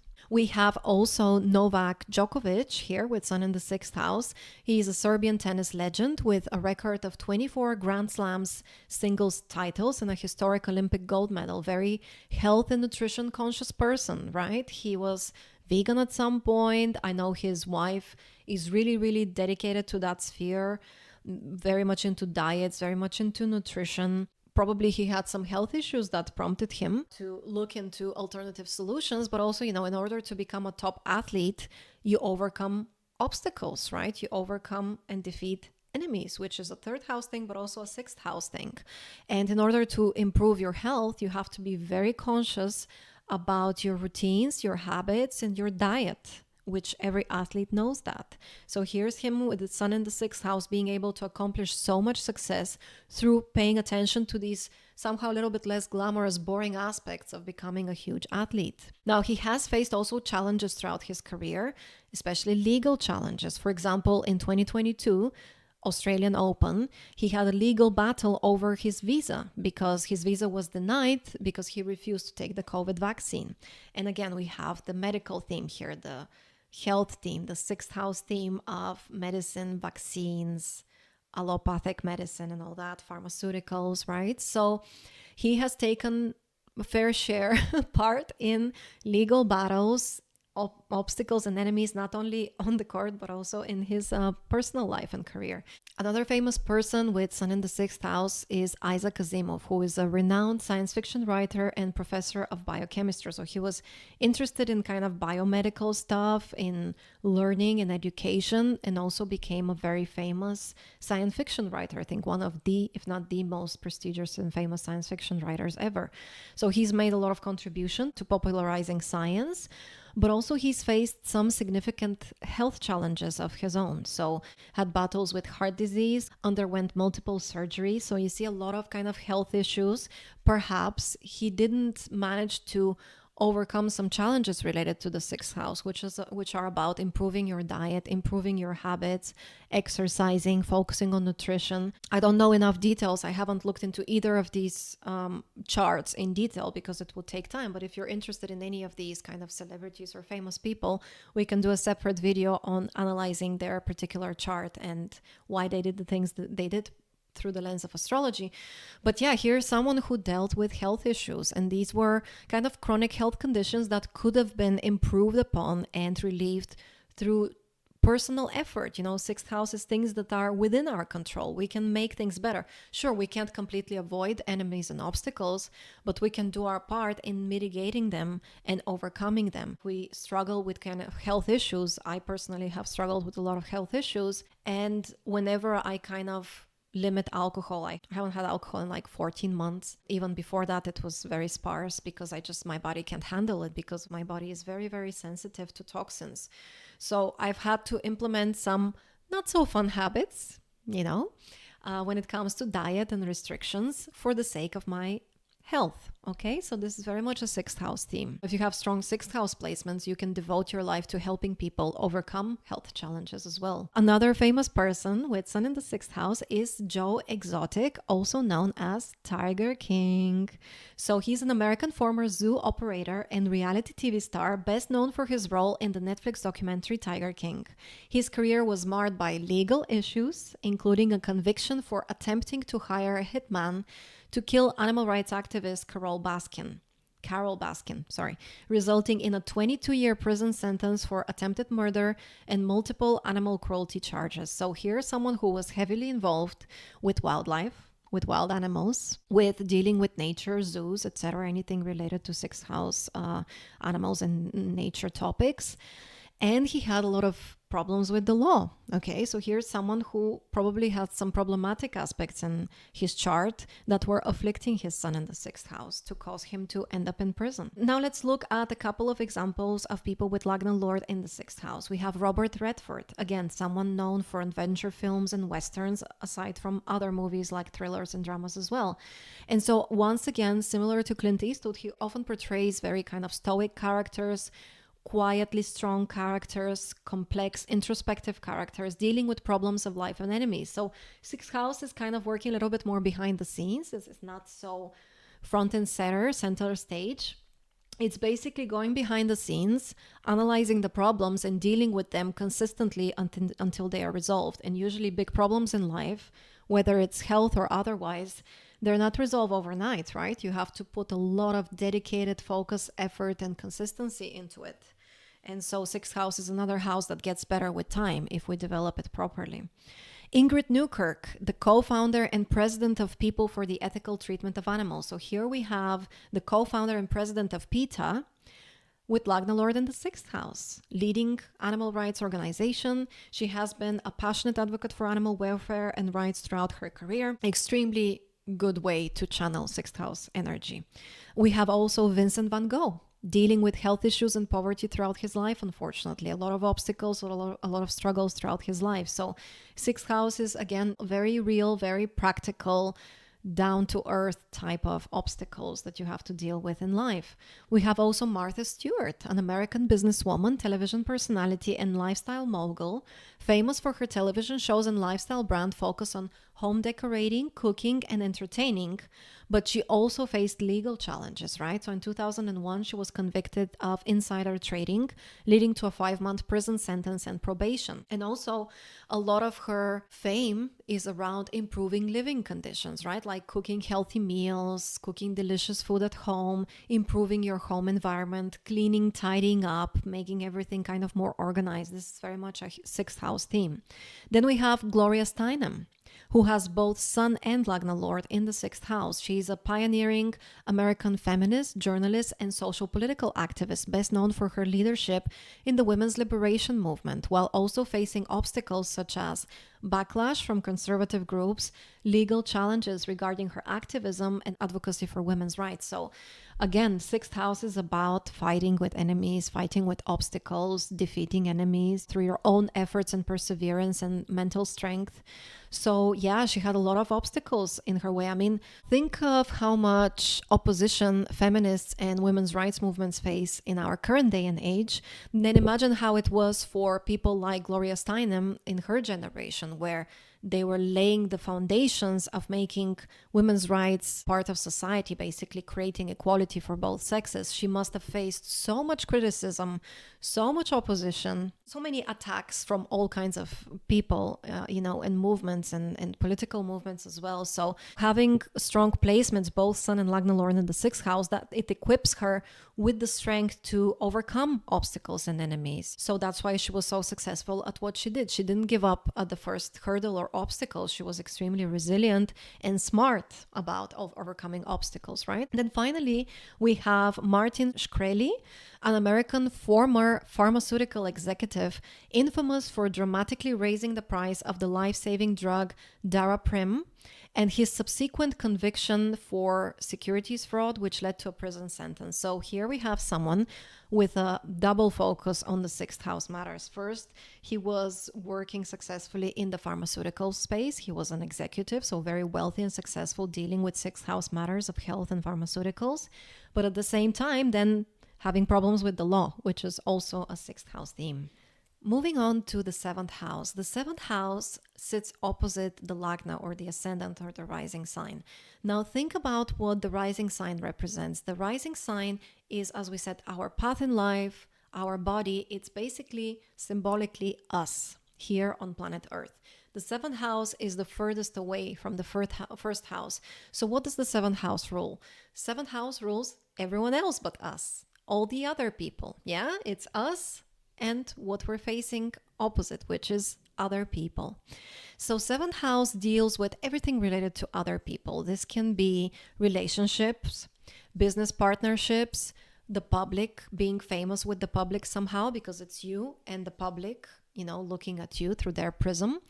The seventh house deals with sex and, basically procreation, because again, it's interfacing other people. We can't procreate on our own as a species. We always need another person for procreating. And the seventh house is also business, because again, in order to do business, what do? We exchange goods and services with other people for mutual gain and benefit, hopefully, for win-win situations. And seventh house is basically carries the energy of the seventh sign, which is Libra. And Libra is very much about relationship with others, diplomacy, negotiations, business deals, and having a win-win interaction with other people where both people gain something from the interaction. So with the seventh house, these are the main keywords. So sex, partnerships, public, trade and commerce, marriage, long distance journeys abroad, again, because it's opposite the first house where we're born. It's opposite our birth location, which is foreign places abroad. Business. So seventh house is all about other people and everything that comes with it. So personal business relationships, partnerships, trading with others, serving the public, having public recognition, and doing business. Okay?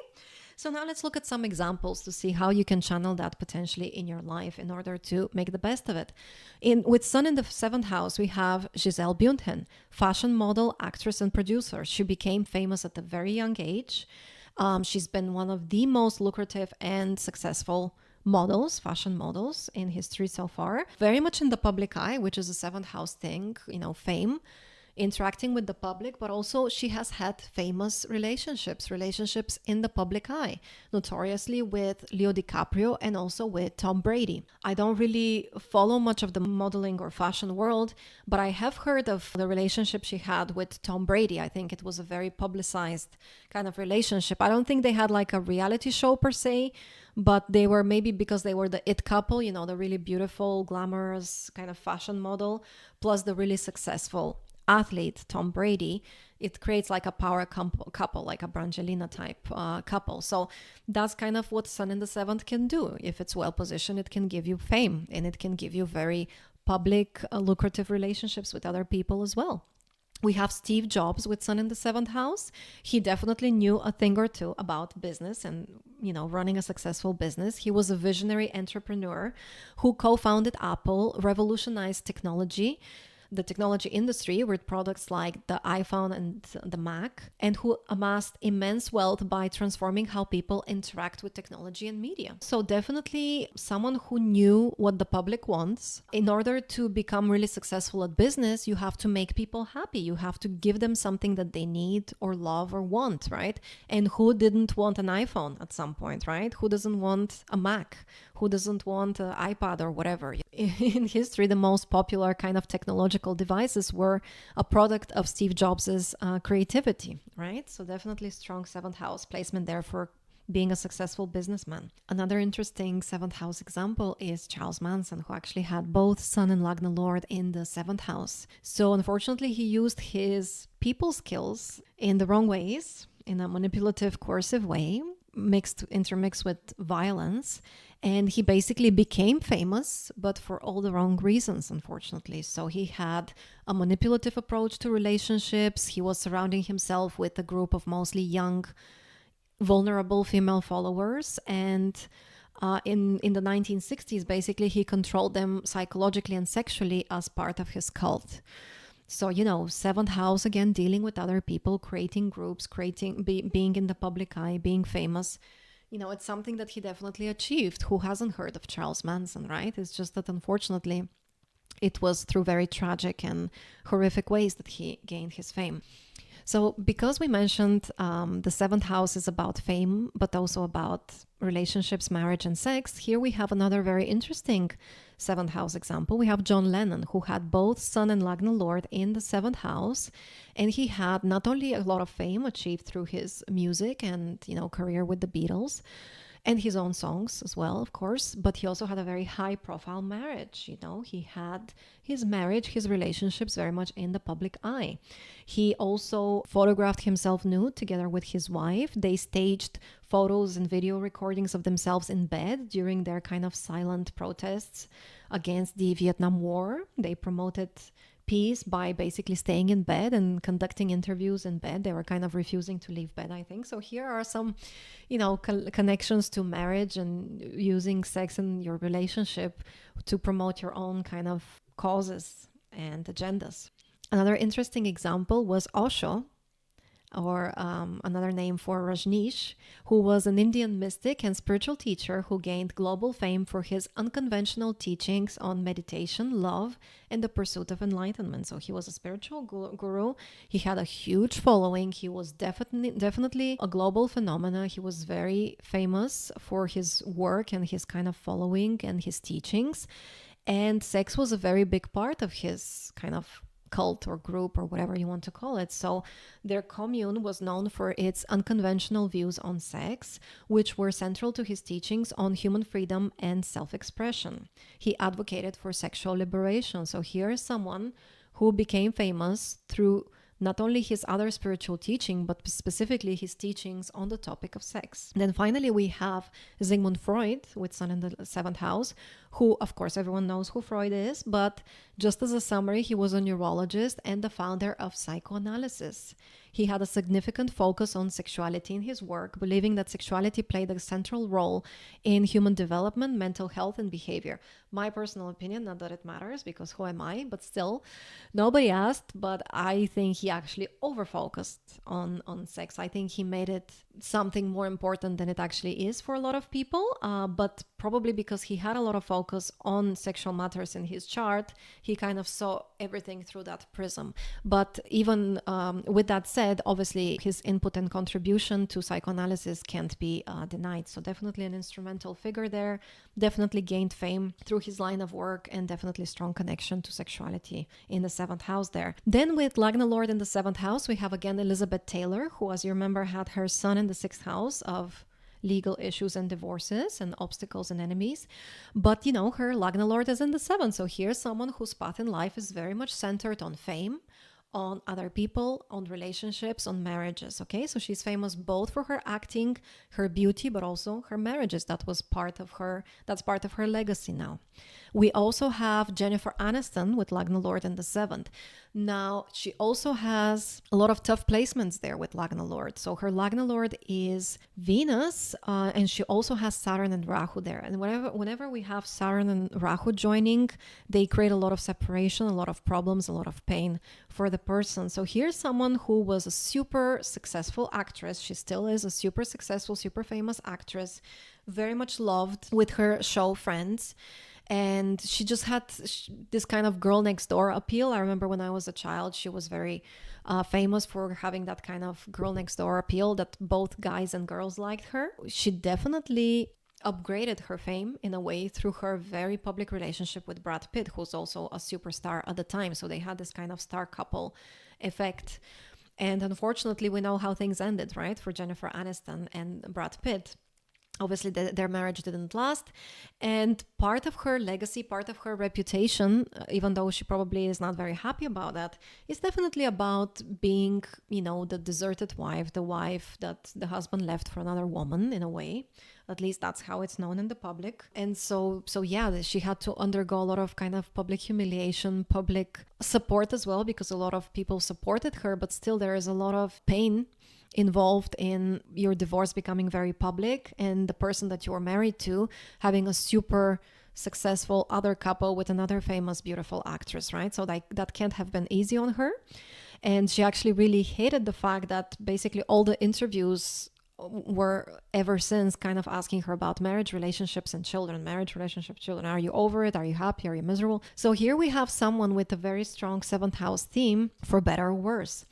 We also have LeBron James with Lagna Lord in the seventh house. Now here's someone, again, extremely successful, extremely famous, someone who, of course, became a legendary NBA player, but also he's a billionaire entrepreneur. So what does that tell us? He's very good at business, right? He has business ventures, including his media company, Spring Hill, ownership stakes in sports teams, and endorsements with major brands like Nike, making him one of the most financially successful athletes in history. So wow, what a seventh house representation here. Not only hugely famous for his career with the NBA, but also becoming extremely wealthy and successful because he also has a knack for business, which is also a seventh house thing. Okay, so that's the seventh house. It's very fun. Very fun. Now let's look at an even more kind of interesting and in some ways enigmatic, secret house, which is the eighth house, the house of occult. Now, the eighth house is one of the Dushtana houses. So some of the examples we're going to review are not going to be so positive, but I included them here just for you to kind of deepen your knowledge about astrology, because it's important to be aware of the significations of all the houses, because the more you know astrology, the more you know the significations and archetypes of the signs and houses, the better your knowledge of astrology, the more introspective and healthy you become, and you can use it to advance your life as well. So I think it's important to not shy away from the difficult topics, because life is about difficult as well as pleasant things, So don't, if you have Lagna Lord or Sun in the eighth house, don't despair. My teacher and guru has both Sun and Lagna Lord in the eighth house, and he has a very beautiful life and a very positive legacy. So you can definitely achieve a lot of success and happiness and fulfillment in life and inspiration with placements in the eighth house. I just wanted to give this as a disclaimer because I don't want people to think that I'm putting a kind of very negative spin. But the eighth house is a very secretive house. It's the house of taboos. It's the house of hidden knowledge. It's the house of psychological strength, emotional resilience and strength. It's the house of intimacy as well, like the emotional intimacy shared with another person, because it's the second house from the seventh. Seventh is about partnerships, second is about resources. So what do we gain from relationships? What do we gain from being on good terms with people? We can gain inheritance, we can gain intimacy, we can gain emotional safety and fulfillment, which is the eighth house, psychological strength and resilience from being able to deal successfully with relationships with other people, alimony, which is also ruled by the eighth house. So anything that is income related, because it's kind of the opposite of the second house, and where second house is about creating your own resources with your own efforts and being responsible. Eighth house is the opposite. It's the responsibilities of other people towards you. It's the productivity, the resources, the help that other people can lend you to make your life better. So let's see a few keywords here, because it will be very interesting to look at any kind of eighth house connotations. It's a bit of a hidden, mysterious house. So intimacy, trust, and emotional bonds are ruled by the eighth house. Sexual intimacy, sexual strength, other people's finances and resources, joint finances, so kind of a married couple's finances become the eighth house matter. Inheritance, alimony, loans, taxes, insurance benefits, so anything that comes from other organizations, not through your own efforts. Corporations, the occult, hidden knowledge, astrology, psychology, forensic work, taboos are all ruled by the eighth house. Anything kind of hidden, metaphysical, anything taboo. Secretive matters, longevity is ruled by the eighth house. Chronic illness, surgeries, our weaknesses, misfortunes, and accidents are also seen from the eighth house. Eighth house is about shocking and surprising things that you don't really see coming. Sixth house is about health issues that can be overcome or prevented with the right routine or diet. Eighth house is more things that you can't really do much about. It's something that just comes from the outside, and all you can do is be resilient through it and be strong enough to withstand it. So misfortunes, accidents, betrayal, and deceit are ruled by the eighth house. Strongholds and fortresses, being resilient like a fortress, like a castle. Ups and downs in life, unexpected changes, sudden breakdowns and crises are ruled by the eighth house, but also alchemy, transformation, and transmutation. So here we have the scorpionic themes of transformation and transmutation, evolving into someone who's more authentically you, someone more in touch with their resilience and psychological power and strength. It's a very powerful and very interesting house. And obviously I will think that, right? Because I'm doing astrology, which is an eighth house thing. And I do have Rahu and Mercury in the eighth house. So it's something that always fascinates me. Kind of conspiracy theories, for example, are ruled by the eighth house because it's kind of hidden. It's a cult. It's something that is taboo and not widely, openly discussed, is ruled by the eighth house. So let's look at some fun examples to get some concrete ideas of how the eighth house can manifest in a person's life. So first we have Betty Ford with Sun in the eighth house. Betty Ford was the outspoken, compassionate First Lady of the United States who became widely respected for her advocacy on women's rights, breast cancer awareness, and addiction recovery. She has an exalted Sun in the eighth, and it's also her Atma Karaka, her soul planet, which is another video I'll do in the future on soul planets. So Betty Ford struggled with alcoholism and addiction to prescription painkillers, specifically opioid medications like pain pills and tranquilizers. A lot of addictions are about psychology, right? It comes from the psychology. Sometimes it's about wanting to quiet that restless mind, suppress any kind of painful feelings and thoughts, and we resort to addictions to escape from that. So that's definitely ruled by the eighth house, and her openness about these issues that she's had led her to co-found the Betty Ford Center in 1982, a pioneering rehabilitation clinic that helped destigmatize addiction and offer treatment to thousands of people. So here's someone with her beautiful, exalted Sun in the eighth, who was able to transmute all the experiences that she went through, all her successful transformations. She was struggling, feeling weak, being in pain, being addicted. Addiction is about psychological weakness, isn't it? Without wanting to stigmatize it, but I'm just saying, we're all addicted to something. And the main reason we are so easily addicted to things is because life on earth is harsh, and we all come with our difficult circumstances that we have to overcome, which creates a lot of trauma. And sometimes it's just easy to escape from overthinking and overfeeling this trauma by certain addictions. Some people can be addicted to fitness and sports, some can be addicted to food, to alcohol, you name it, even work. So here's someone who successfully transformed her life and transmuted that energy into being able to help thousands of people by destigmatizing addiction and offering help and support to people struggling with addictions. She used her fame and resources that she was able to get through her partnership because she was the First Lady of the United States. She could have been any other woman with addiction, and probably she wouldn't have had the ability to create what she was able to create, but she leveraged the resources of her partner, whether that be public recognition or finances, in order to help her on her path. That's definitely an eighth house theme. Another very obvious example here, we have Hugh Hefner. who had both Sun and Lagna Lord in the 8th. Talk about taboo topics, right? So he's the founder of Playboy magazine, a cultural icon who built a media empire by promoting sexual liberation and blending erotica with intellectual content. So his personal life mirrored his brand, marked by lavish parties, high-profile relationship, and a controversial legacy around sexuality and gender roles. Here's someone who wasn't afraid to dedicate his life, both career-wise and in his personal life, to being different, doing things that are kind of taboo. You know, we don't usually talk to people about our sexuality and fetishes and all that. And here's someone who made a career out of fetishes, right? So definitely strongly 8th house themed. Then we have Bobby Fischer. Bobby Fischer was a chess prodigy and a world chess champion whose brilliant, aggressive play revolutionized modern chess and brought global attention to the game during the Cold War. However, his life was strongly reflected by 8th house themes through his intense psychological battles, reclusive transformation from celebrated genius through controversial exile, power struggles with chess institutions, and his obsession with secrecy, control, and high-stakes competition. So here's someone who had a lot of achievements. You know, he had extraordinary intelligence, and he was a brilliant chess player who achieved a lot of success.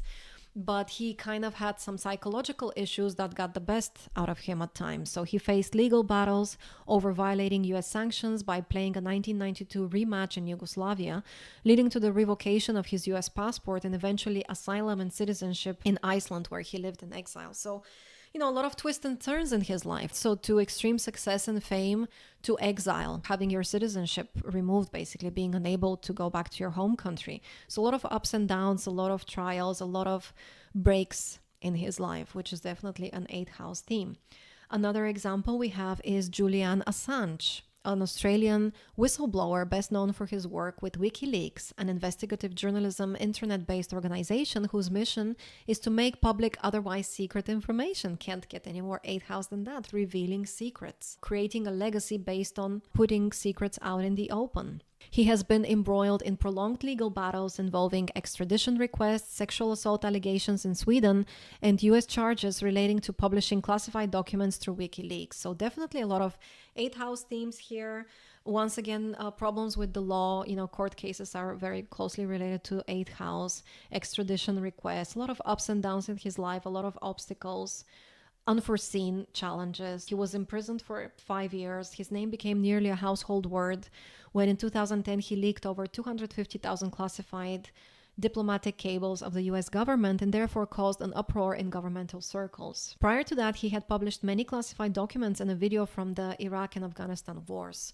So here's someone who really has a legacy related to revealing secrets. So being interested in what's hidden, what's underneath, what's taboo, and being kind of brave enough to reveal that, whatever the consequences. So whatever your opinion might be about him, it's definitely in line with the 8th house where his sun is. He had this path in life to reveal secrets.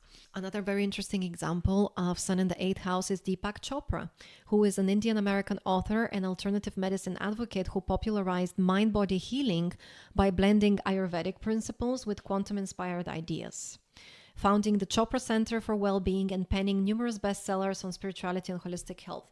So here's someone who once again deals with something a little bit taboo, someone who blends alternative with mainstream, someone who focuses on mind-body healing. Now try to tell try to tell a medical doctor that you can heal yourself purely with your mind, you know, or Ayurvedic principles. You know, they're gonna laugh at you, dismiss you, etc. So this is still considered taboo. So it's definitely in the realm of the 8th house. Deepak Chopra also dealt with a lot of legal battles throughout his life and career. So again, we have some 8th house themes there. 8th house can be seen in the charts of spiritual people because it's one of those moksha houses that we mentioned earlier.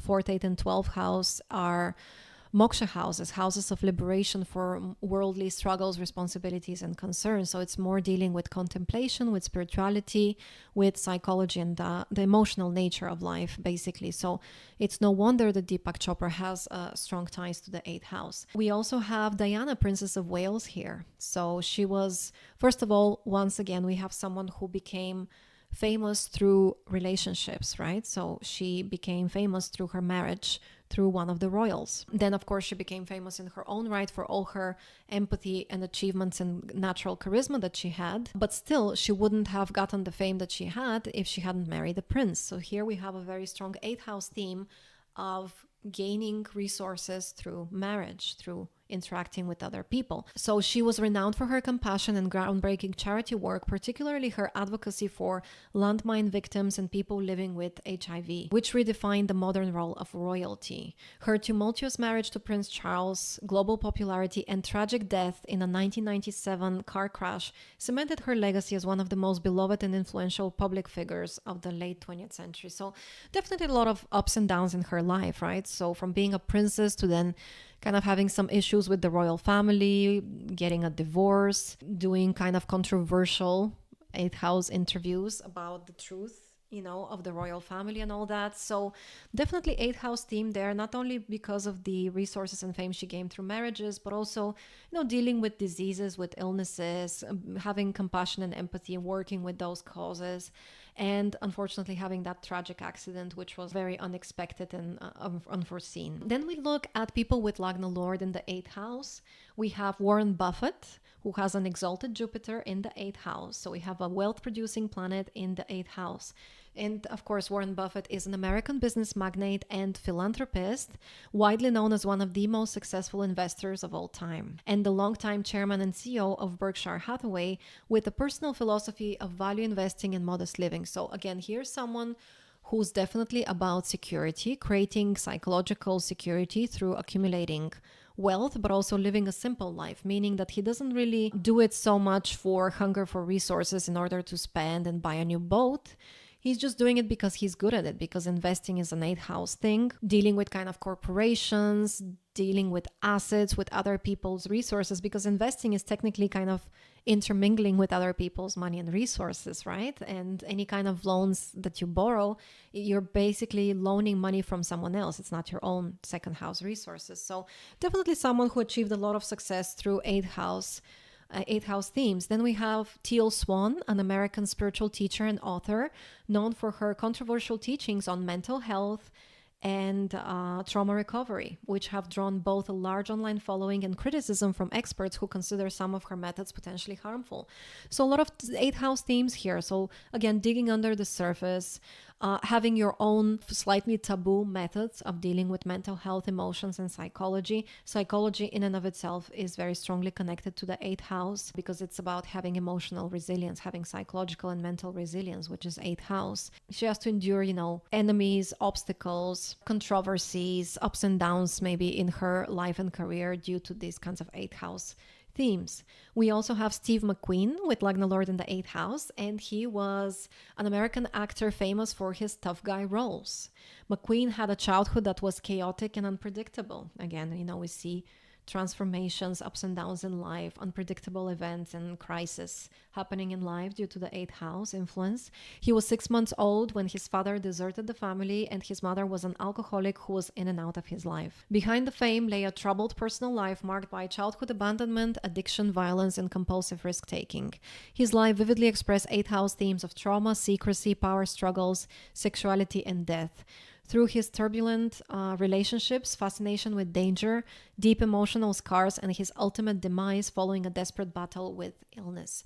So a bit of a tragic example there of 8th house themes throughout his childhood, throughout his life, but also kind of becoming a famous actor through playing these kinds of emotionally resilient, transformative, tough guy roles that he did. Then we have Barbara Hutton, who had both Sun and Lagna Lord in the 8th house, and she was an American socialite and heiress to the Woolworth fortune. So I think we already discussed Woolworth, right? When we looked at the 2nd house, I believe. So he was extremely like one of the wealthiest people of his generation. And here we have, I believe it was his granddaughter, Barbara Hutton, who was the heir to all of that immense fortune.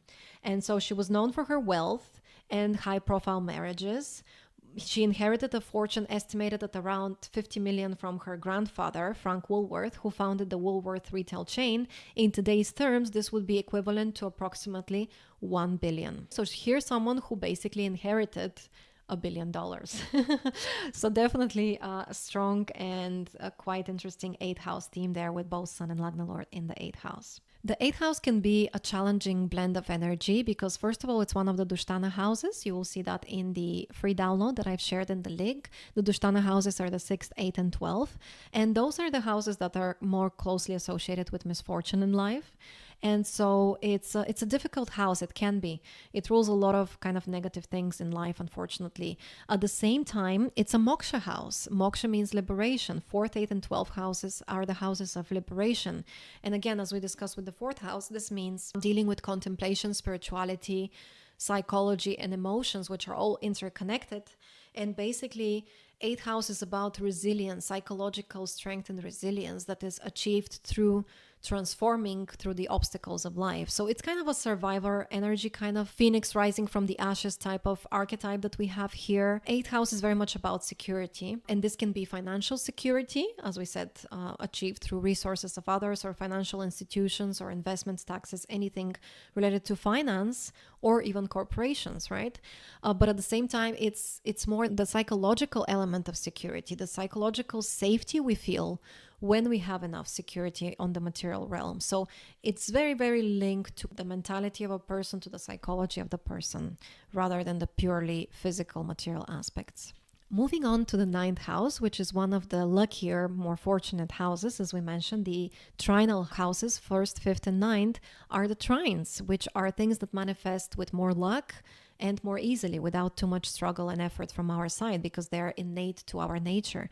So in the 9th house, we look at the higher mind, the higher wisdom of life. When we take a bird's eye view of society, of life on earth, and we try to draw conclusions and our own philosophy and belief system from that. So it's kind of a big picture view. It's associated and connected to the Sagittarius energy of having high ideals, striving for something bigger, moving on to more elevated topics than just the pure material survival and emotional resilience. Here we're talking about developing our ethics, our morality, our spirituality and belief system, our principles. That's why it's very connected to father figures as well, because at least in the early parts of our life, our belief system and understanding of right and wrong comes from our parental figures. So 9th house is very much the parental figure, the role model type of energy that teaches us what's right, what's wrong, and what's a good path in life for us to follow. So here are a few things ruled by the 9th house. We have religion here, law, morality, ethics, and righteousness. We have truth, marriage, fortune, pilgrimages, which are basically journeys that we are doing not for fun or for escaping, but journeys to seek inspiration, to help us understand ourselves and our lives better. So spiritual journeys. It's related to our father. It's related to stories like fairy tale, because again, the whole point of fables and stories is to draw wisdom out of them, to really understand ourselves better and our relations to other people and draw conclusions about right and wrong. Children and kids learn from stories a little bit the beginnings of morality about who's a good guy, who's a bad guy, and what do good guys do and what do bad guys do, right? So that's very much related to stories and fables, as well as adventure. Sagittarius, as we know, is a very adventurous, courageous sign who's looking for excitement. So let's look at a few examples from famous charts to see how it could potentially manifest in your chart. So we have Sun in the 9th house, Sean Penn. He's an American actor and filmmaker, winner of 2 Academy Awards for Mystic River and Milk, who's also known for his outspoken political activism. I don't know about you, but in the last 20 years, I've heard about Sean Penn much more aligned with his activism and causes rather than his acting. So early on in his life, he achieved fame and success through his acting career, but basically he used his fame and resources to promote causes that he really genuinely believes in. So he's a hands-on humanitarian type of person. Notably, he contributed a lot when helping with the Haiti disaster, as well as around the world. Sean Penn was brought up Catholic, but isn't big on organized religion. He says he just cares about being kind and standing up for people. So here's someone who really emphasizes doing the right thing. And I personally have Sun in the 9th house, and this is pretty much the most important thing in my life. I won't be able to go to sleep at night knowing I've done something wrong. I want to make it right. I want to be a good person, so this is a very big theme. And I don't do it because of someone mandating it or the approval of anyone. If anything, sometimes I try to do the right thing based on my moral compass, even if people are very much against it and criticizing me. The ninth house just gives you your own value system. It's something that is bigger than everyday existence and earthly existence. It's something that is a cause or a belief that is bigger than life. And so it holds a lot of prominence in our lives, and our beliefs shape our material reality as well. So here's someone who was brought up religious, but it was just simply more important for him to be kind and to stand up for other people. At least that is what he says. He's famous for diving into tough situations, from helping earthquake survivors in Haiti to shining a light on refugees, dangerous drug wars, using his fame to push for real change. So whatever your opinion is on him and his causes, I actually haven't looked that deep into Sean Penn's work, but at least you can see that he's very devoted to what he believes in, and it holds a big place in his life, his value system. Then we have Sun in the ninth, Martin Luther King. Okay, so Martin Luther King Jr. was a preacher's son from Atlanta. Here we have again a religious theme, someone who was brought into religion, who became a powerful leader in the fights for civil rights, which is again a ninth house. It's about principle. It's about doing the right thing, using peaceful protests to challenge racism and injustice in America. His speeches and actions helped change laws and attitudes. Again, the law is represented by the ninth house, and his legacy of nonviolence and equality continues to inspire people around the world. These are very important things to humanity, right? Religion, morality, law. How many wars have been fought for the sake of people's belief systems, people's belief of right and wrong? It's something that is very important to us as human beings, and it's very important to our culture. So you can see how beautifully it played out in Martin Luther King's chart. He also has Lagna Lord in the 11th house. We will see later that the 11th house is about groups, culture, big movements and causes. So he really channeled both of those energies really productively. They're fighting for what he thinks is the right thing to do, and inspiring others to fight for what's right as well, not just himself. Then we have Helene van Zuylen, who was a 19th century Belgian-French baroness and writer who became one of the first women motorists by co-founding the Ladies' Automobile Club. She loved diving into new ideas and cultures, hosting events where writers and thinkers debated everything from poetry to philosophy, and was passionate about women's independence. So many ninth house themes here as well, right? So she did what she believed in. She was adventurous. She was holding events where people, philosophers, high society were discussing morality and law and ethics. She was passionate about women's independence, which is, again, an ethical system, a system of equality. She even co-founded a car club to break social rules. So here's someone who really wanted to be the change in society, to galvanize change in society in order for society to be more aligned with what she believed was the right thing. She always championed ethical questions about art, love, society in her own writing. And ninth house, again, is about stories, about writing, about philosophy teachings. So she channeled that in many different ways throughout her life. We also have Jules Verne here, who had both Sun and Lagna Lord in the ninth house. So Jules Verne, of course, is a very prolific writer, French writer, widely popular for his science fiction novels and amazing anticipation of future discovery. So he was regarded as the father of science fiction. He predicted the use of submarines, helicopters, and air conditioning, guided missiles, trip to outer space, and motion pictures long before they were developed. And he probably inspired some of those inventions as well, because again, something first has to be an idea, a belief, a faith, before it becomes a reality. Ninth house is about our belief systems, our faith as well, our religion and morality. So ninth house is also about stories here. So here he is creating a legacy about compelling stories. With both Sun and Lagna Lord in the ninth house, he's writing these fascinating stories that capture the attention of children and adults alike. And the stories are about adventure, foreign cultures, and law, right? And inventions. He was the son of a magistrate, and he went to Paris to study law. How much more ninth house can you get than that? Jules Verne's novels are best known for their sweeping adventures to far-flung places and encounters with exotic cultures.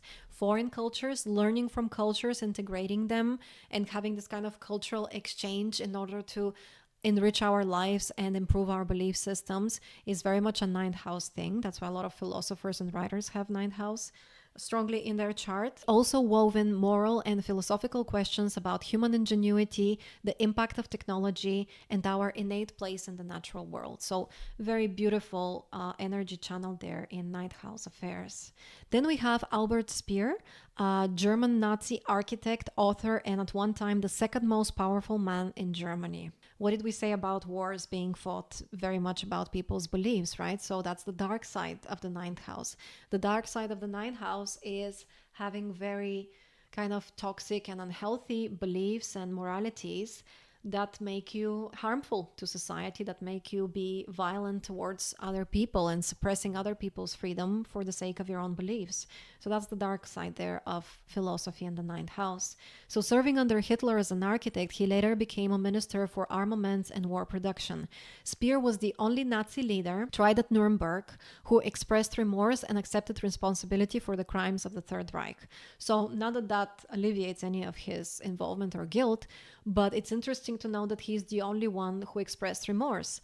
And having a strong ninth house theme, nobody knows if he really was remorseful, but I'm tempted to think that it's possible because maybe he was part of the whole Nazi movement because at the time he falsely believed it to be the right thing for him. And then when he realized the full effect and the consequences of what he actually contributed to, he probably had actual real guilt and remorse. Hopefully, one would hope, right? About spiritual evolution with people. He still denied any specific knowledge of the systematic extermination of the Jews. So he basically denied throughout his life that he knew what was actually happening in concentration camps.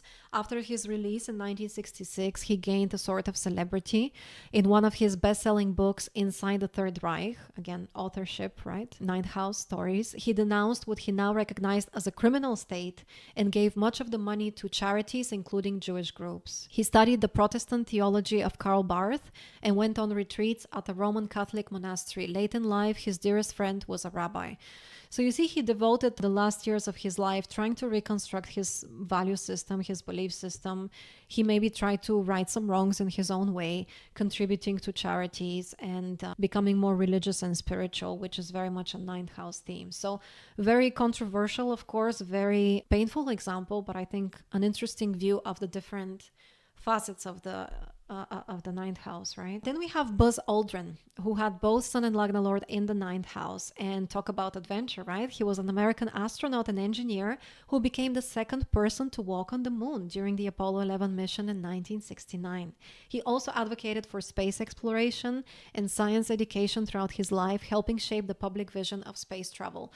So ninth house also, it's something that I didn't mention in the keywords. Ninth house is very much about universities and higher learning. Any type of study that is not the foundational study of like arithmetics or reading or basics of physics, anything that's a higher level learning, something that you need advanced degrees with, something that you need a proper knowledgeable guru to guide you through knowledge, to advance your knowledge, that's a ninth house theme. And here Buzz Aldrin is channeling that, not only the adventurous side of ninth house, like exploring different environments and planets in this case, he also was very passionate about science education and space exploration. So definitely strong ninth house there. Now let's look at a few examples of Lagna Lord in the ninth house. Henry Duvoirier, I hope I'm pronouncing it at least closely to what it's supposed to be pronounced as, was a 19th century French geographer and explorer, best known for his pioneering travels in the Sahara and his detailed studies of Tuareg culture. He was deeply fascinated by the Tuaregs' way of life, immersing himself in their language, customs, and Islamic faith, and he treated their religious ceremonies and desert cosmology with a scholar's respect. So here's someone who didn't travel for materials gains, for kind of robbing cultures of their treasures, but rather for exploration, for expanding the human mind, for expanding the knowledge of humanity through his work dedicated to what he was able to discover by learning about this foreign culture. And you see there is mentioning of customs, of faith, of religious ceremonies. This is very much the ninth house. Ninth house is very much about religious ceremonies. It's kind of what we practically do to be in line with our values and faith, right? So that's definitely a ninth house theme. So he really channeled that kind of adventurous spirit and blended it with understanding and learning from foreign cultures and faiths and religions. Then we have Rush Limbaugh, who was a conservative radio host who used his show to share strong public opinions, often defending traditional American values and criticizing liberal ideas. So again, another side of the ninth house. You can approach religion, the topics of religion and politics and law, through a more kind of open-minded approach and kind of learning from the other side, or you can stigmatize the other side and you can say that what they're doing is wrong and what I'm doing is right. And that's also ninth house theme. He influenced public debate on law, politics, and morality, shaping the beliefs of millions of listeners across the US. He came from a prominent family of lawyers and judges. Hello, ninth house. His grandfather, father, and brother all worked in the legal field, making law and public affairs a strong influence in his upbringing. So here's someone who was steeped in talks about morality, right and wrong, legal matters, and philosophy in his youth through his family environment, and then in later life became very passionate about politics and about condemning what he believed was wrong, right? Another strong ninth house example was Jack London, who was a pioneering American writer known for powerful adventure stories like The White Wolf and The Call of the Wild, which explored the struggle of survival and the forces of nature. His work often reflected themes of individualism, class struggle, and the human condition, leaving a lasting legacy in both American literature and social thought. The stories were often inspired by his tough life experiences and travels. So here's someone who was a bit of an explorer himself in his personal life, and he channeled all the kind of knowledge that he gained from his adventure, all his philosophical outlook on life, understanding of the human condition, about culture and society, and became a very prolific and very successful, prominent author. And the themes are very much about the ninth house, about traveling to distant lands, about daring adventures, ups and downs that you encounter on these adventures, but also what they end up teaching you about life and humanity and even animals, to be honest. I remember as a kid reading some of his books, and they traumatized me a little bit because of all the violence that was inflicted on animals, but in a way that really informed me from an early age, informed my beliefs about how horrible, violence towards animals is, and why I'm very much opposed to that, and I never want to contribute to that. So definitely kind of ninth house themes here of right and wrong, exploration, adventure, and the human condition, kind of, again, having that big picture view of humanity and human existence. And the final example we have about Lagna Lord in the ninth house, Benjamin Franklin. He was a founding father of the United States, known for his work as a writer, inventor, diplomat, and scientist. So definitely had a very active mind, definitely was fond of higher learning and kind of university level studies, which is very much a ninth house thing, as well as politics being a ninth house theme as well. He helped draft the Declaration of Independence, conducted experiments with electricity, and promoted values like education, civic responsibility, and innovation, leaving a broad legacy in politics, science, and public life. So a very beautiful example of leveraging the higher mind, having a broad vision of humanity and right and wrong. And basically that's what the Declaration of Independence was. Their beliefs about how a country should be run and how a society should be structured. So very much a ninth house influence here. A side note, several famous poker players have key planets in the ninth house because the ninth house is the house of fortune. And as we said, first, fifth, and ninth house, they're trinal houses. They're luckier than others placements. So having strong ninth house placements makes you a little bit luckier.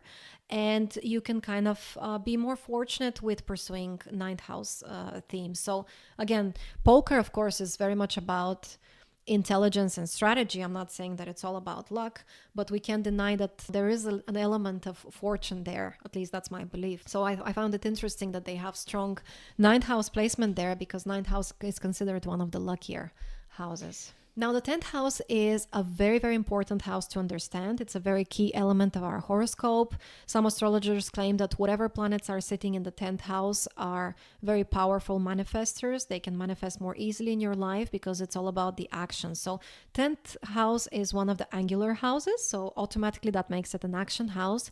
But on top of that, it's the most visible house in the horoscope. So remember, we talked about the natal chart, if it's depicted as a circle, in the fourth house would be at the lowest point, which is the most hidden, most private part of our lives. Opposite that is the 10th house, which is up there, the most visible place, kind of the sky. Actually, the 10th house rules the sky and space as well. And so basically, it's what we're known for. When someone asks you, hey, what is Mary known for? What does Robert do? We talk about career, we talk about occupation, we talk about marriage partners. Oh, I know that person, he's married to so and so. These are all themes of the 10th house because they help us define what is most notable and most publicly known about the person. Usually when you meet a new person, one of the first things you ask them is if they're married, and also what occupation they have. Like, what do you do? Unfortunately, not everyone has an occupation that they're passionate about and that is fully authentically aligned with their true nature. But ideally, this is what 10th house should be aligned with. It's our actions in the world. 10th house is an artha house, a material house. It governs things that we physically achieve kind of in the material realm. So basically the 10th house is the most visible place. It's what our legacy will be shaped by, what people will introduce us as. Are you single? Are you married? Are you an accountant? Or are you a butcher? Whatever your profession is, whatever you dedicate most of your time with. 10th house is a karma house. And so it's all about your actions in the world. That's why it's so closely linked to jobs, because for most of us, that's what we spend most of our waking hours on, our work, our profession. Accomplishments in the professional sphere is something that we dedicate a huge portion of our life to. And so it's the actions that we're known for and that hopefully make the world a better place and serve other people as well. So the 10th house, some key words for the 10th house are our obligations to the world, empire. So building an empire is a 10th house thing because again, it becomes very prominent, very visible. Space and sky are ruled by the 10th house, again, because they're up there and everyone can see them. Occupations and jobs are ruled by the 10th house. And again, that doesn't have to be your ideal career. It doesn't have to be your legacy, full stop. You can be a really, really amazing painter, but work as an accountant, okay? The 10th house is your accounting job. It's something that you work in the material realm to fulfill your obligations and responsibilities because, any material house is a house of material responsibilities. So this is about your occupation and job. And that's why in this video, you probably notice we're not talking about the placement of the ruler of the 10th house in your chart, even though that is also very important. We're talking about the Lagna because the Lagna, the rising sign, is who you are as a person, as an individual. And in order to have a fulfilling life, we would do very well to spend a lot of time doing something that is fully aligned authentically with our individual nature. Whereas the 10th house doesn't have to be fully aligned with what we are really all about. It's just our occupation and job, what we use to create income, to support our family, to fulfill our obligations. And something that through our work, we serve the community. We need accountants, we need bakers, we need nurses. These are all jobs and they provide a service to society, okay?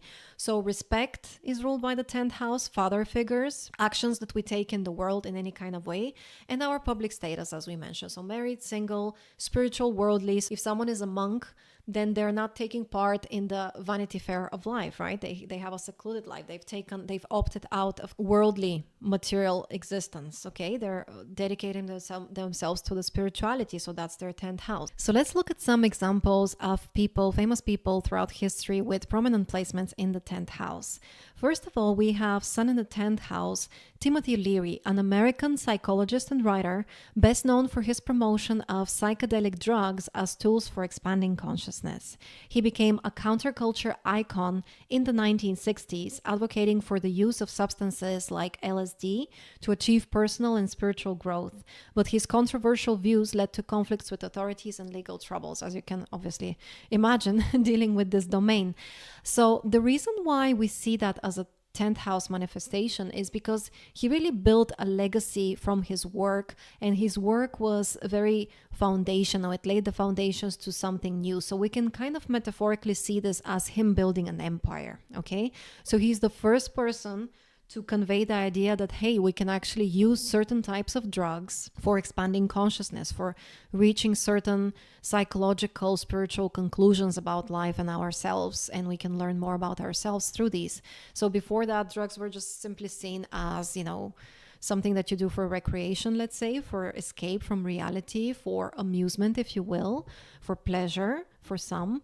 But this is a completely different kind of way of utilizing psychedelic drugs. So whatever your opinion or view might be on that topic, I will refrain from commenting on that topic. But essentially, this is a person who dedicated his life and work to trailblazing something unique. So he's built a legacy for himself. 10th house, he was very visible for his work in that brand new, at least innovative way of looking at things and a brand new domain.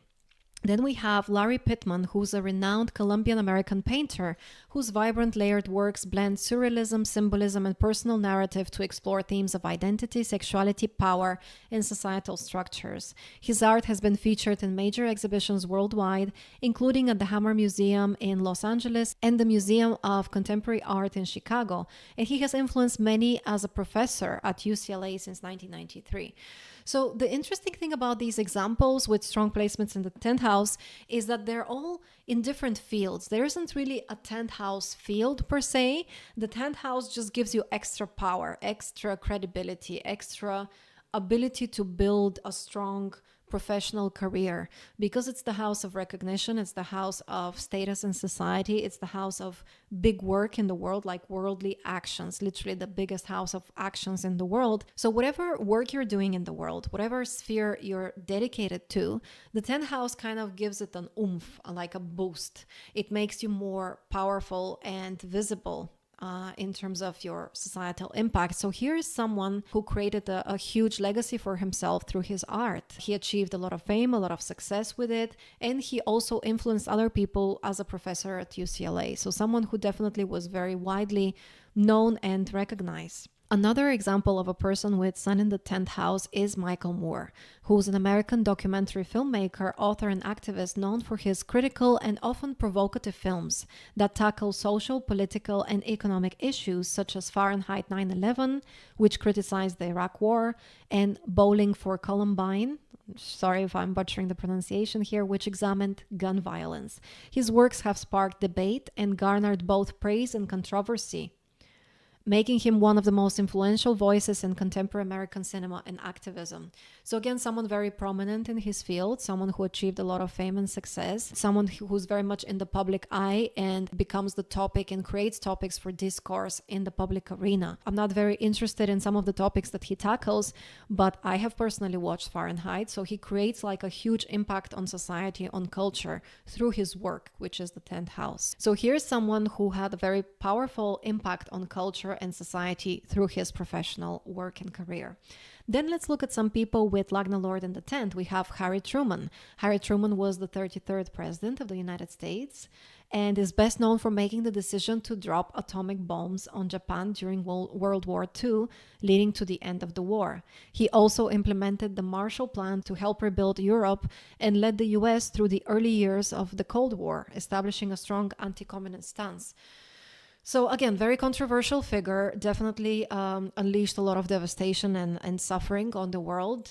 Whatever your opinion is on him, I think that's pretty much a fact, right? So a very powerful and very controversial figure with a huge impact on literally the entire world on the course of history, as you know, many people in presidential seats are. But I think especially in his case, you can kind of see the long-lasting effects of his actions, because had he done things differently, the course of history could have been very, very different. So whatever your opinion on him and his actions, the important thing here is to note that that was a very strong kind of 10th house influence through his work on society and the world. Let's look at another 10th house example, Angelina Jolie. She has Moon, which is her Lagna Lord, sitting in the 10th house of worldly actions. So she's, of course, an extremely famous and successful actress and also a humanitarian, known for her roles in films like Maleficent and for the movie Girl Interrupted, for which she won an Oscar. She's also a prominent advocate for human rights, serving as a goodwill ambassador for the UN and later as a special envoy focusing on issues like refugee rights, women's empowerment, and global education. So here's someone who definitely changed the world in some way through her actions. So very, very busy, very active in the world and world events and such. Very public. The 10th house, again, is kind of serving the world in some capacity through your professional accomplishments. And so she dedicated a lot of her life both on acting And actually, I think she also produces and directs movies now as well, but also through her other humanitarian philanthropic causes. So certainly not a passive person, right? Someone who's very, very active and prominent on the world arena. Then we have Simone Weil, was a French philosopher, writer, and political activist known for her powerful ideas about justice, compassion, and spiritual sacrifice. Brilliant in literature and philosophy, she took part in the Spanish Civil War, worked in factories to understand worker struggles, and joined the French resistance during World War II. So we have another busy bee here, right? So busy with changing the world in some capacity, being out in the world, serving the world in some capacity. She was born to a Jewish family, but drawn to Christianity and mysticism. She lived simply and believed deeply in personal sacrifice, eventually refusing food during the wartime out of solidarity with those suffering under Nazi occupation, which led to her early death from tuberculosis and starvation in 1943. So here we have someone, again, very active in the world, someone who uses their talent, their resources in order to effect change. The 10th house people are usually change makers. They want to change the world. They want to use their energy and action to create something in the world, to serve people or help people in some way through their product, services, or any kind of work that they do out in the world. So definitely a very prolific figure here, and someone who really put into action her words and beliefs. I mean, how many people say we should solve, for example, world hunger, and how many people actually do something to advance that cause? So I think in essence, the 10th house produces very active personalities, people who want to really not just do lip service to certain causes or belief systems or any kind of field that they're passionate about, but they want to really throw themselves into that field and really be very active and produce a lot of change through their efforts. Then we have Krishnamurti, who we mentioned already briefly before. So he was an East Indian teacher and religious leader, a philosopher and metaphysician from his youth.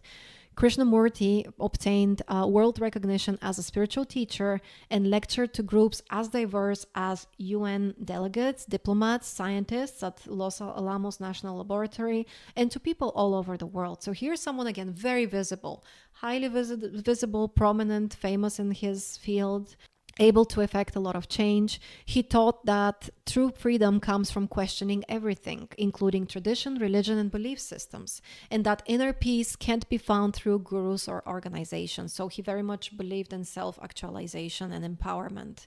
Originally, he was groomed to be a world spiritual leader by the Theosophical Society. He later broke away and spent his life helping people understand themselves through self-inquiry and awareness.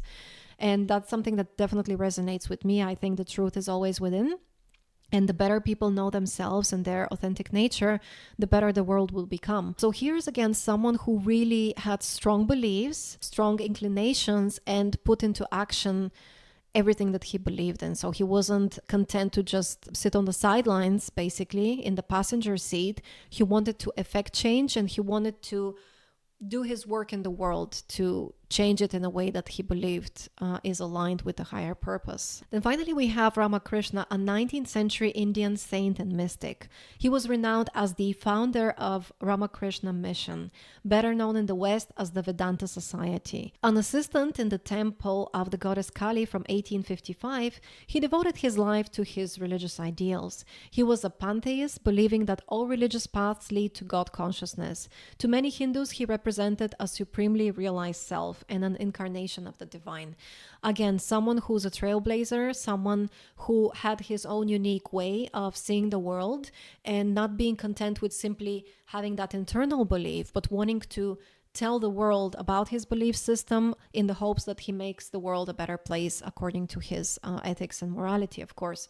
And so, again, someone very active, someone who left a very lasting legacy. The 10th house, as we said, is a very, very powerful actualizing house. So anything in the 10th house gets a little bit more boost because it makes you just more active in those domains and spheres. Moving on to the 11th house. Now the 11th house is very aligned with most people's kinds of ambitions and dreams.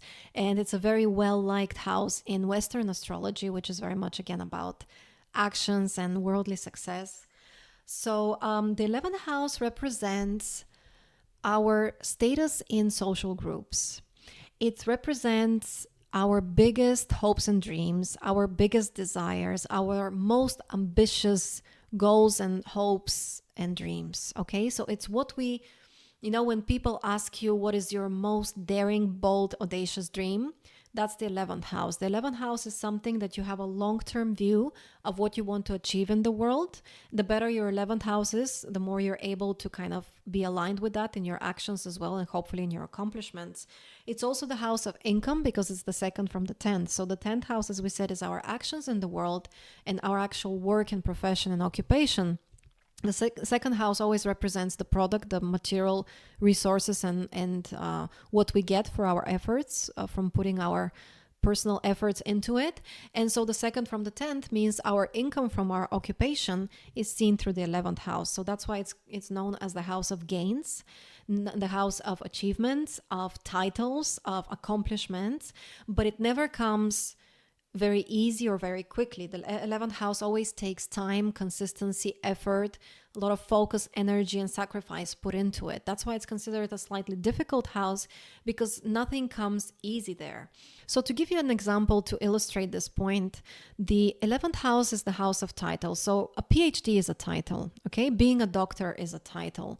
And that's why it's in the 11th house, because when you say I'm a doctor, already that kind of gives a signal to other people about how they should regard you and what you're a little bit about, as a person. Of course, it doesn't paint the whole picture of your life or you as a person, but it gives enough information for people to start making judgments and start picturing you being in a certain level within society. Okay, so PhD, like all titles in society, is ruled by the 11th house. And how do we achieve a PhD title? By several years, usually numerous years of rigorous study. Okay, it doesn't come easy, right? A PhD degree is achieved through consistency and long-term effort and a lot of dedication. You have to say no to a lot of other things if you want to accomplish the things of the 11th house. In order to achieve your dreams, you have to sacrifice a lot of your smaller hobbies, interests, and desires, right? But that ultimate dream you've decided is more important, so you do those sacrifices. That's why Sun being in the 11th house is usually a good placement, because it allows us to sacrifice our smaller goals and ideals and desires for the sake of an ultimate bigger goal, vision, and hope that we're able to hopefully achieve. That's kind of what the 11th house is all about. It requires effort, it requires sacrifice and consistency, but it can give you huge gains, both financially, in status in society, and otherwise, basically just achieving your hopes and biggest desires and dreams. So let's look at some keywords associated with the 11th house. First of all, we have social groups and organizations. So large groups, any kind of group centered around a certain common interest, common goal, common cause, anything that unites people into a group where they're working towards a common vision or goal is ruled by the 11th house. Hopes and dreams, large ambitious goals that require consistency and long-term effort. What we really, really want in life. Our greatest temptations and what we most want recognition for. So we all want to be respected by others, right? We want to be seen as a certain something. And that certain something that we want to be seen as is our greatest kind of hope and our greatest kind of most coveted dream. That's ruled by the 11th house. It rules gains from one's actions, rewards from the 10th house of worldly actions and karma, acquisitions of anything that we desire. It's a house of increase, a house of titles and advancements. So it increases over time. The more time you put into it, the more you go up the ladder of achievement. It also rules domesticated animals. It rules university degrees and titles. So the actual learning is ruled by the 9th house, but the titles and recognition we get in society from our university degrees is ruled by the 11th house. It also rules older siblings, humanitarian and other causes and interests, niches, culture, and politics. So 11th house has Aquarius connotation. As you know, Aquarius is a humanitarian sign. It looks at what unites humanity, what are our common struggles, and that's why it rules culture and society, because it's kind of what unifies us as individual human beings. A lot of politicians have strong 11th house placements since their role is related to social activities on a large scale. And also you can't really be elected in office, at least in democratic regimes, without a huge support from large groups of people, which is the 11th house. 11th house is a very, very social house. Now let's look at some fun examples of Sun in the 11th house. We have no other than Donald Trump here, okay? And if you look at, I've come across some interviews with Donald Trump from decades ago, and he mentions like a dream of maybe becoming one day president. So look, he had that long-term vision. It's not an accident that he ran for office. He really, for a long time, coveted that kind of position, and he managed to achieve it. So he has Sun in the 11th house, had a goal to become president, and he finally did. So that was his dream and aspiration. He's also an accomplished businessman, television personality, and he's known for his controversial political views, business ventures, and divisive leadership style. So 11th house, again, is groups of people, and he definitely polarizes large groups of people. So a huge number of people detest him, and a huge number of people idolize him. So definitely the 11th house theme is strong there, and he's certainly someone who is not shying away from dreaming big, right? He wants everything to be big. His buildings are huge. He wants to be in the public eye. He was like mingling with socialites and famous people. So certainly social status and recognition is something that is incredibly important to him, probably more important than anything else in the world, I would venture to guess. Then we have Gloria Laura Vanderbilt, who was an American artist, author, actress, fashion designer, and socialite. Best known for her pioneering designer jeans line in the 1970s. Gloria Vanderbilt was not only a fashion icon, but also a key figure in high society, using her personal life and art to challenge societal norms and influence cultural conversations around wealth, gender, and class. So very, very beautiful depiction of the 11th house here. So we have someone who's a socialite, mingles with the elite, has, very strong connections to large groups of people, very socially active, but then she creates like designer jeans that become cult favorites. So she becomes an icon. And what is an icon? Someone who is very important and influential on society, and society is ruled by the 11th house. As it's mentioned here, she was trying to question societal norms. She was creating cultural conversations about class, gender, and wealth. So very beautiful kind of depiction of what 11th house focus could be about. The next example we're going to look at is quite a multifaceted, multi-talented figure. His name is William Warren Bill Bradley, and he's an American Hall of Fame basketball player, Rhodes Scholar, and former three-term Democratic U.S. Senator from New Jersey. He was known for combining athletic excellence with a strong commitment to public service, particularly in education, civil rights, and campaign finance reform. He was a Rhodes Scholar and Princeton graduate. Bradley aimed to bridge policy and ethics, and though he ran for the Democratic presidential election in 2000, he's best remembered for his thoughtful, policy-driven approach to politics and lasting influence on progressive causes. So we see a number of 11th house elements here. First of all, Hall of Fame basketball player. Title, 11th house. We see Rhodes Scholar, Princeton graduate. Again, university degrees are titles which are signified by the 11th house. And he really heavily emphasized political themes. So he was very devoted to his service to the public. Three-term U.S. Senator. He also ran for president unsuccessfully, but he's again remembered for policy-driven approach to politics and lasting influence on progressive causes. Anything related to society, influencing culture, changing large groups of people, this is all 11th house theme. So definitely a figure which in so many areas of life managed to channel kind of 11th house motives. Then we have Billy Joel, who is an American singer inducted into the Songwriters Hall of Fame in 1992 after 15 years preparation for success as a singer and songwriter. So you see, that's the culmination of his success, but he worked for 15 years as a singer and songwriter before achieving that. These huge titles, they're not achieved easily. They require a lot of effort, a lot of work, a lot of creativity and success in order to get to that level. His music often reflects themes of working class life, love, and personal struggle, making him one of the best-selling music artists of all time.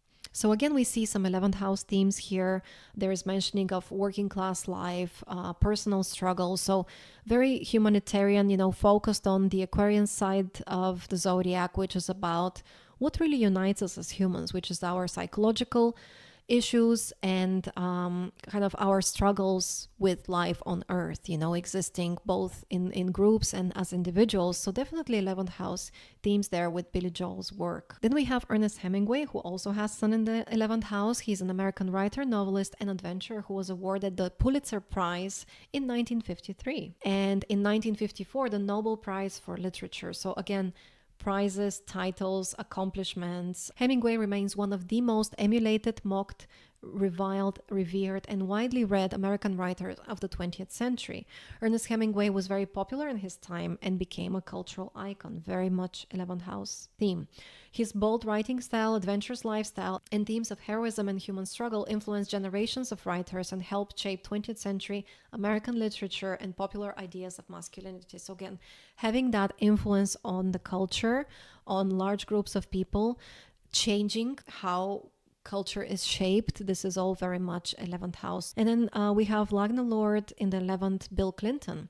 As I mentioned, a lot of politicians will have prominent placements in the 11th house because the 11th house is about society, about large groups of people, having support from our social groups, and also achieving huge prominent titles in society that signify status. So Bill Clinton served as the 42nd president of the United States, overseeing a period of economic prosperity and significant welfare reform. Again, welfare related to humanitarian causes. Bill Clinton was highly popular during his presidency, leaving office with an approval rating of around 66%, one of the highest for a US president. His popularity was fueled by a strong economy, low unemployment, and a balanced federal budget, although his personal scandals and impeachment did affect his reputation for some. So definitely had some ups and downs, some positives and negatives when it comes to his positions in society, but you can't deny that at the time of his presidency, he was overwhelmingly positively received by the public, and he was able to reform in certain ways the economy and society and employment rates, which are definitely, human struggles and themes dealing with the 11th house. Now let's look at just a couple of people who have both Sun and Lagna Lord in the 11th house. We have George Gershwin, an American composer famous for show tunes, swing rhythms, and his unique style of blending commercial pop, jazz, and blues music with classical structure. He composed over 700 pop songs, so very prolific, very productive. He was incredibly popular during his lifetime and remains one of the most influential American composers of the 20th century. So he was iconic, which means he influenced large groups of people. His unique blend of classical music with jazz and popular song had a profound impact on both the American music scene and the broader cultural landscape, influencing generations of musicians across genres. So 11th house, he was super accomplished in his field. He had a lot of accolades and titles and a lot of income from his work. He was very prolific and very influential on the culture, not only of his time, but also of future generations. So certainly very obvious 11th house theme here. And then finally, we have George Washington, the first president of the United States and a key leader in the American Revolution, known for guiding the country through its founding and setting the standard for future presidents. He was widely respected for his leadership, integrity, and decision to step down after 2 terms, helping establish democratic traditions in the new nation. Out of all the political movements, democracy is very much Aquarian theme because it's about kind of the unity of people and the equality among people. So at least that is what the ideal is. Now, what it comes in reality is another topic of discussion. Here we have a figure that not only was extremely influential on society and politics, but also he established kind of the democratic tradition in society. Now democracy is the norm in the Western world, but during that time it wasn't. So definitely a huge impact on society and culture and politics as well. Finally, we come to the 12th house in astrology. The 12th house is one of the most mysterious and interesting houses. It signifies kind of the end of a cycle, but essentially life is a circle, right? So there isn't really a beginning and an end. It all depends on our perspective on things. But 12th house rules some very interesting aspects of life and human sphere. And it requires a bit of an open-minded approach in order to really understand it at depth. First of all, let's look at the signification of it being the last house, okay? This means it's very closely associated with spiritual growth, with evolution, but also with endings, with finalizing something. And endings, from the human perspective, are always challenging. Even when something bad ends, it's kind of a pivotal moment in our life, right? Because endings mean big change, and humanity struggles with big changes. It's always very stressful to us because we're ultimately looking for comfort and security. At least our animalistic brain wants safety and security, predictability and comfort, and any kind of ending or change is going to disrupt that. And that's one of the reasons why the 8th and 12th houses are seen as difficult houses and houses of challenges and suffering, because, huge transformations, huge changes, ups and downs in life, endings, expenses, losing things are usually seen with kind of a negative connotation. But again, let's approach it with a spiritual, philosophical, and kind of more open-minded approach to really understand all the different facets of the 12th house. So let's look at some specific manifestations of the 12th house, specific spheres of life that are related to the 12th house. We have sleep, beds, bedding. They're all ruled by the 12th house. Sex and sexuality have 12th house connotations as well. Sleep, quality of sleep, bed pleasures, luxuriating in bed, sleeping with someone that you love.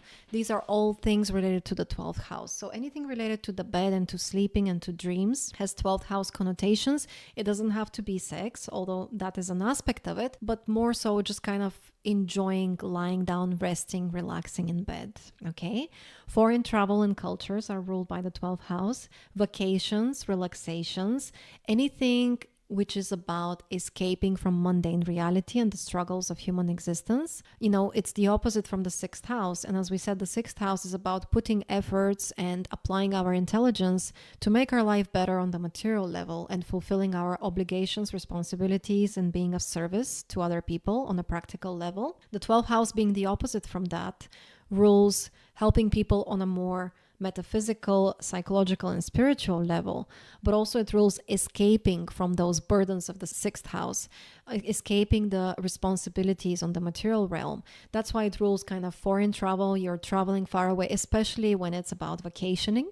So traveling not for like spiritual pilgrimage, but more, which is 9th house, but more to have a holiday, to vacation, to have fun, to run away from your life, to escape. So vacations, relaxations, spas, these are all ruled by the 12th house. It's a house of contemplation. Psychology and mental health are ruled by the 12th house to a large extent. Entertainment, again, entertainment is something that is very often used to escape, to provide a reprieve from material reality and challenges in life. We look to entertainment to distract us, right, from the material aspects of life. So entertainment, meditation, anything that allows you to escape from the material and mundane reality is ruled by the 12th house. Drugs and alcohol, again, escape from reality. Losses, endings, and expenses are 12th house themes. Also charity, so contributing to others, because it means we lose something in order for someone else to gain it. So it's a 12th house theme. Surrender, things to let go of, spirituality, solitude, being on your own, being alone is ruled by the 12th house. And that's why it has connotations relating to research and science, because both of these things require a lot of time spent alone, going beyond what is currently practical and real to dive into a different faraway world of abstract theory. So science and research are definitely related to the 12th house. First of all, because you have to be in isolation from others to do a lot of research on your own and activate those mental capacities, but also because, again, you're escaping from your immediate reality into a more abstract world. Liberation and freedom are seen as 12th house themes, as well as bars, strip clubs, liberation from worldly responsibilities, hospitals, asylums, orphanages, prisons, retirement homes and hospitals. Basically, anything that isolates you from normal society, anything that kind of separates you from the normal flow of life is ruled by the 12th house, okay? So again, we see a lot of politicians that have 12th house themes, because they have a lot of things that they need to hide. Whenever you have a lot of responsibility and a lot of power, you can't reveal all of your cards and you can't reveal all the problems within the country for other people to witness. First of all, because it would cause panic, because it would have certain repercussions which might not be ideal for the country at the time, but also because you don't want your rival or enemy countries, if there are such, to know all the secrets of the struggles of your country. So 12th house, which is about secrets and hiding things, is often prominent in the charts of political figures. And again, this can be for nefarious reason, but it can also be hiding things for noble reasons because of the burden of your responsibilities. Also, many wealthy and humanitarian people have strong 12 houses due to charity work, donating a lot of money for various causes. Again, everything that is about donating and charity, whether it's donating your time and your energy or donating money and material resources, that's a 12 house theme.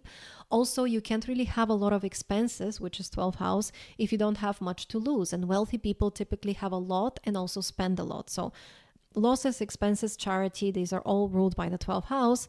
And you can't really have a lot of losses if you don't have a lot to begin with to lose, okay?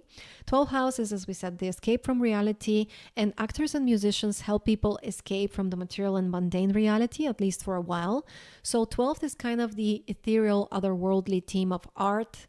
And that's why artists, anyone who deals in entertainment can have 12 house connotations in their chart, because again, they help you escape into another world. 12th house is about endings and losses, as I said. And so any areas of life relating to that are ruled by the 12th house. So let's look at the charts of some famous people with prominent 12th house placements. First of all, we have once again Angelina Jolie here. So we saw that her Lagna Lord was in the 10th house along with 2 other planets there, making her very active out in the world. But she has her sun in the 12th house. And what do we know about Angelina Jolie? First of all, she's a humanitarian and an actress. So she's doing a lot of charity, a lot of foreign travel. She's even adopted several children from foreign cultures. So definitely strong 12th house themes there. She's estimated to have donated over 20 million to charities and causes globally. This includes contributions through her foundation, personal donations, and charity work, particularly related to refugee relief. So a lot of expenses, a lot of humanitarian causes here, donating her time, energy, resources, using her fame, using her money to donate and help charity causes there, having constant interactions with foreign lands, traveling to faraway places. And the funny thing is that she won her Oscar for Girl Interrupted, right? And Girl Interrupted is a lot of the action happens in a mental asylum. So again, a 12th house theme there. Another famous person with sun in the 12th is Madonna. And she literally had a bedtime stories album. Remember when we mentioned that beds and bedtime pleasures are ruled by the 12th house? Well, Madonna has an album called Bedtime Stories, and she has sun in the 12th. She was also using sexuality heavily in her creative process and brand. So definitely strong 12th house themes with Madonna, because she's blending kind of sexuality, entertainment, helping people escape to a different, more fantasy world, and using beds and sexuality and hidden things a lot in her inspiration.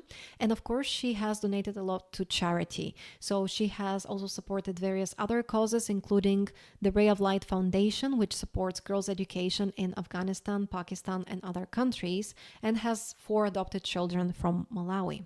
We already looked at the chart of Teal Swan when looking at the 8th house connotations in her chart, but it's important also to note that her sun is in the 12th house. 12th house, as we mentioned, has a lot of connections to mental health and spirituality as well. And as we mentioned, she's a spiritual teacher, author, and public speaker, known for her controversial approach to mental health and trauma healing, particularly through her self-developed method called the completion process.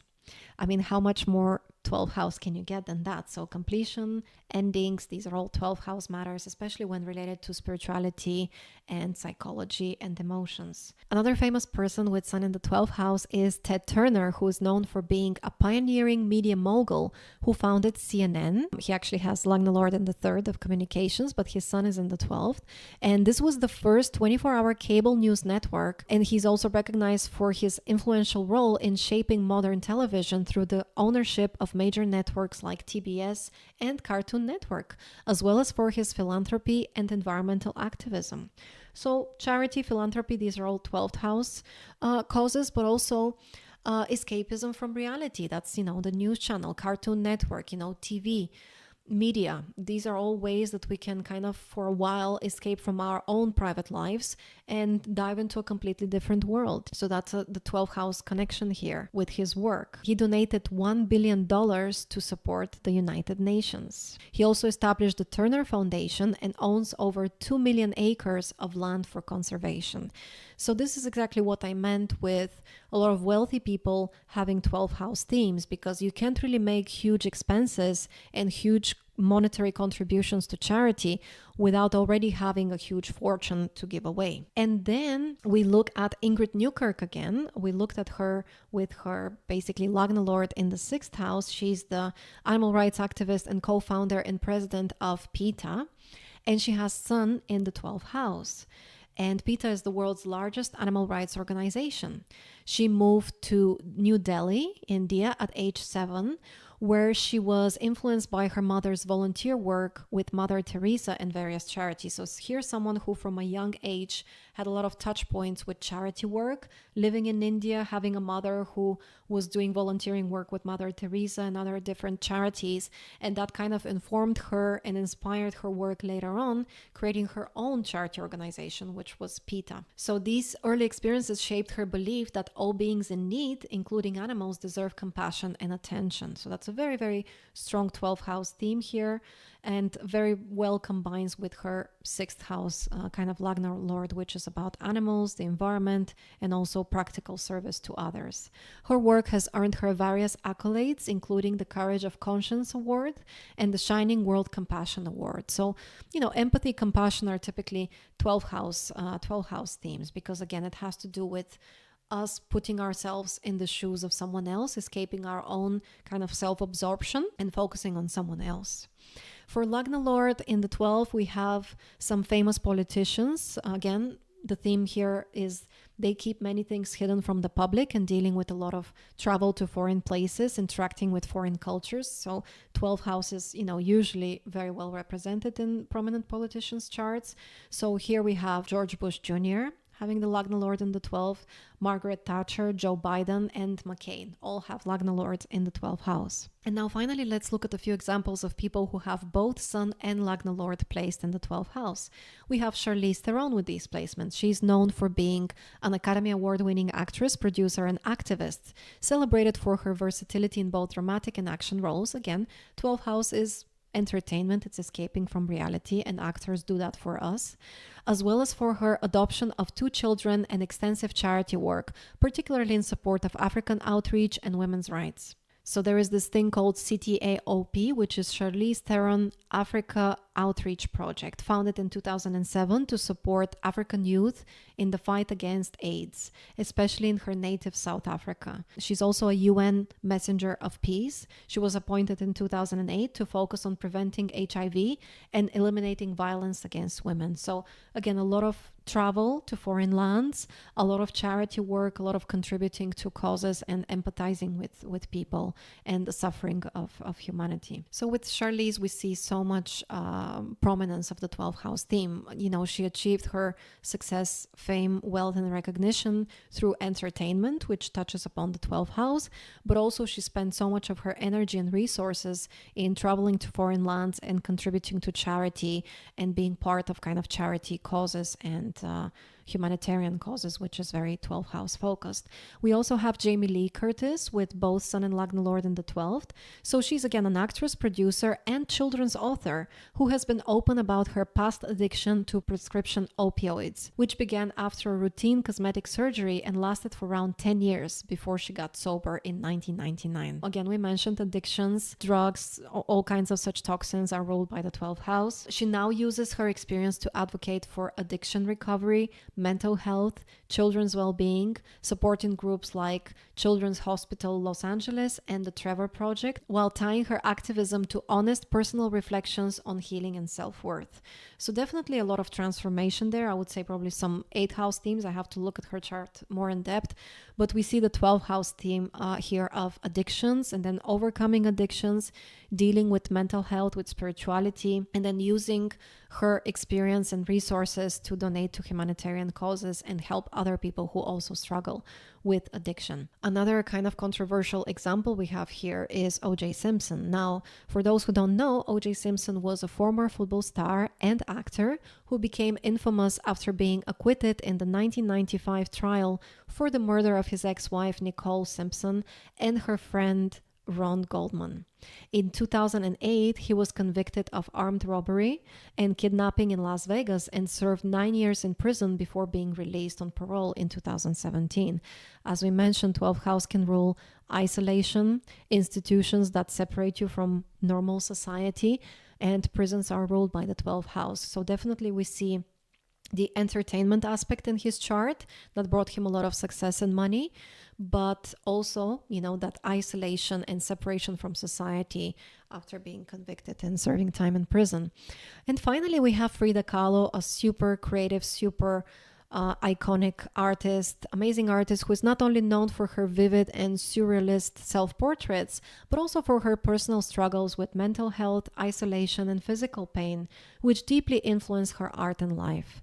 Kahlo's physical pain began after a tragic bus accident when she was 18, which left her with lifelong injuries. She was often bedridden. Again, beds, being isolated, being alone and lonely, that's the 12th house theme. So she was often bedridden or physically restricted, leading her to experience emotional isolation as well. Frida Kahlo battled depression, anxiety, and feelings of loneliness, often expressed through her art. So definitely strong 12th house themes, and it's beautiful that she was able to transmute and channel that through her creative work and create a very strong legacy of being one of the most famous artists worldwide. So there we have it. We went through all the different houses, listing some famous examples there. I would love to hear your personal examples of maybe the sun placement in your chart or the Lagna Lord placement in your chart and how that has manifested so far in the themes of your life. It doesn't have to be a career. It can be any kind of life themes that are prominent in your life. And if any of these charts of these famous people are particularly interesting to you and you want a separate video just analyzing these charts, let me know. I would love to do kind of a more deep dive into certain famous people's charts so we can really see astrology in action there. I hope you enjoyed this video. I think it's a very important thing to analyze in a person's chart to see the major themes in their life and to again help us in those times in our life where we feel a little bit confused about our direction, a bit lost in life, and using astrology to help guide us a little bit better, make more informed, intuitively aligned choices as well. If you want a similar topic discussed in the future, drop your suggestions in the comments. I very much thank you for your time and attention. Bye. Till next time.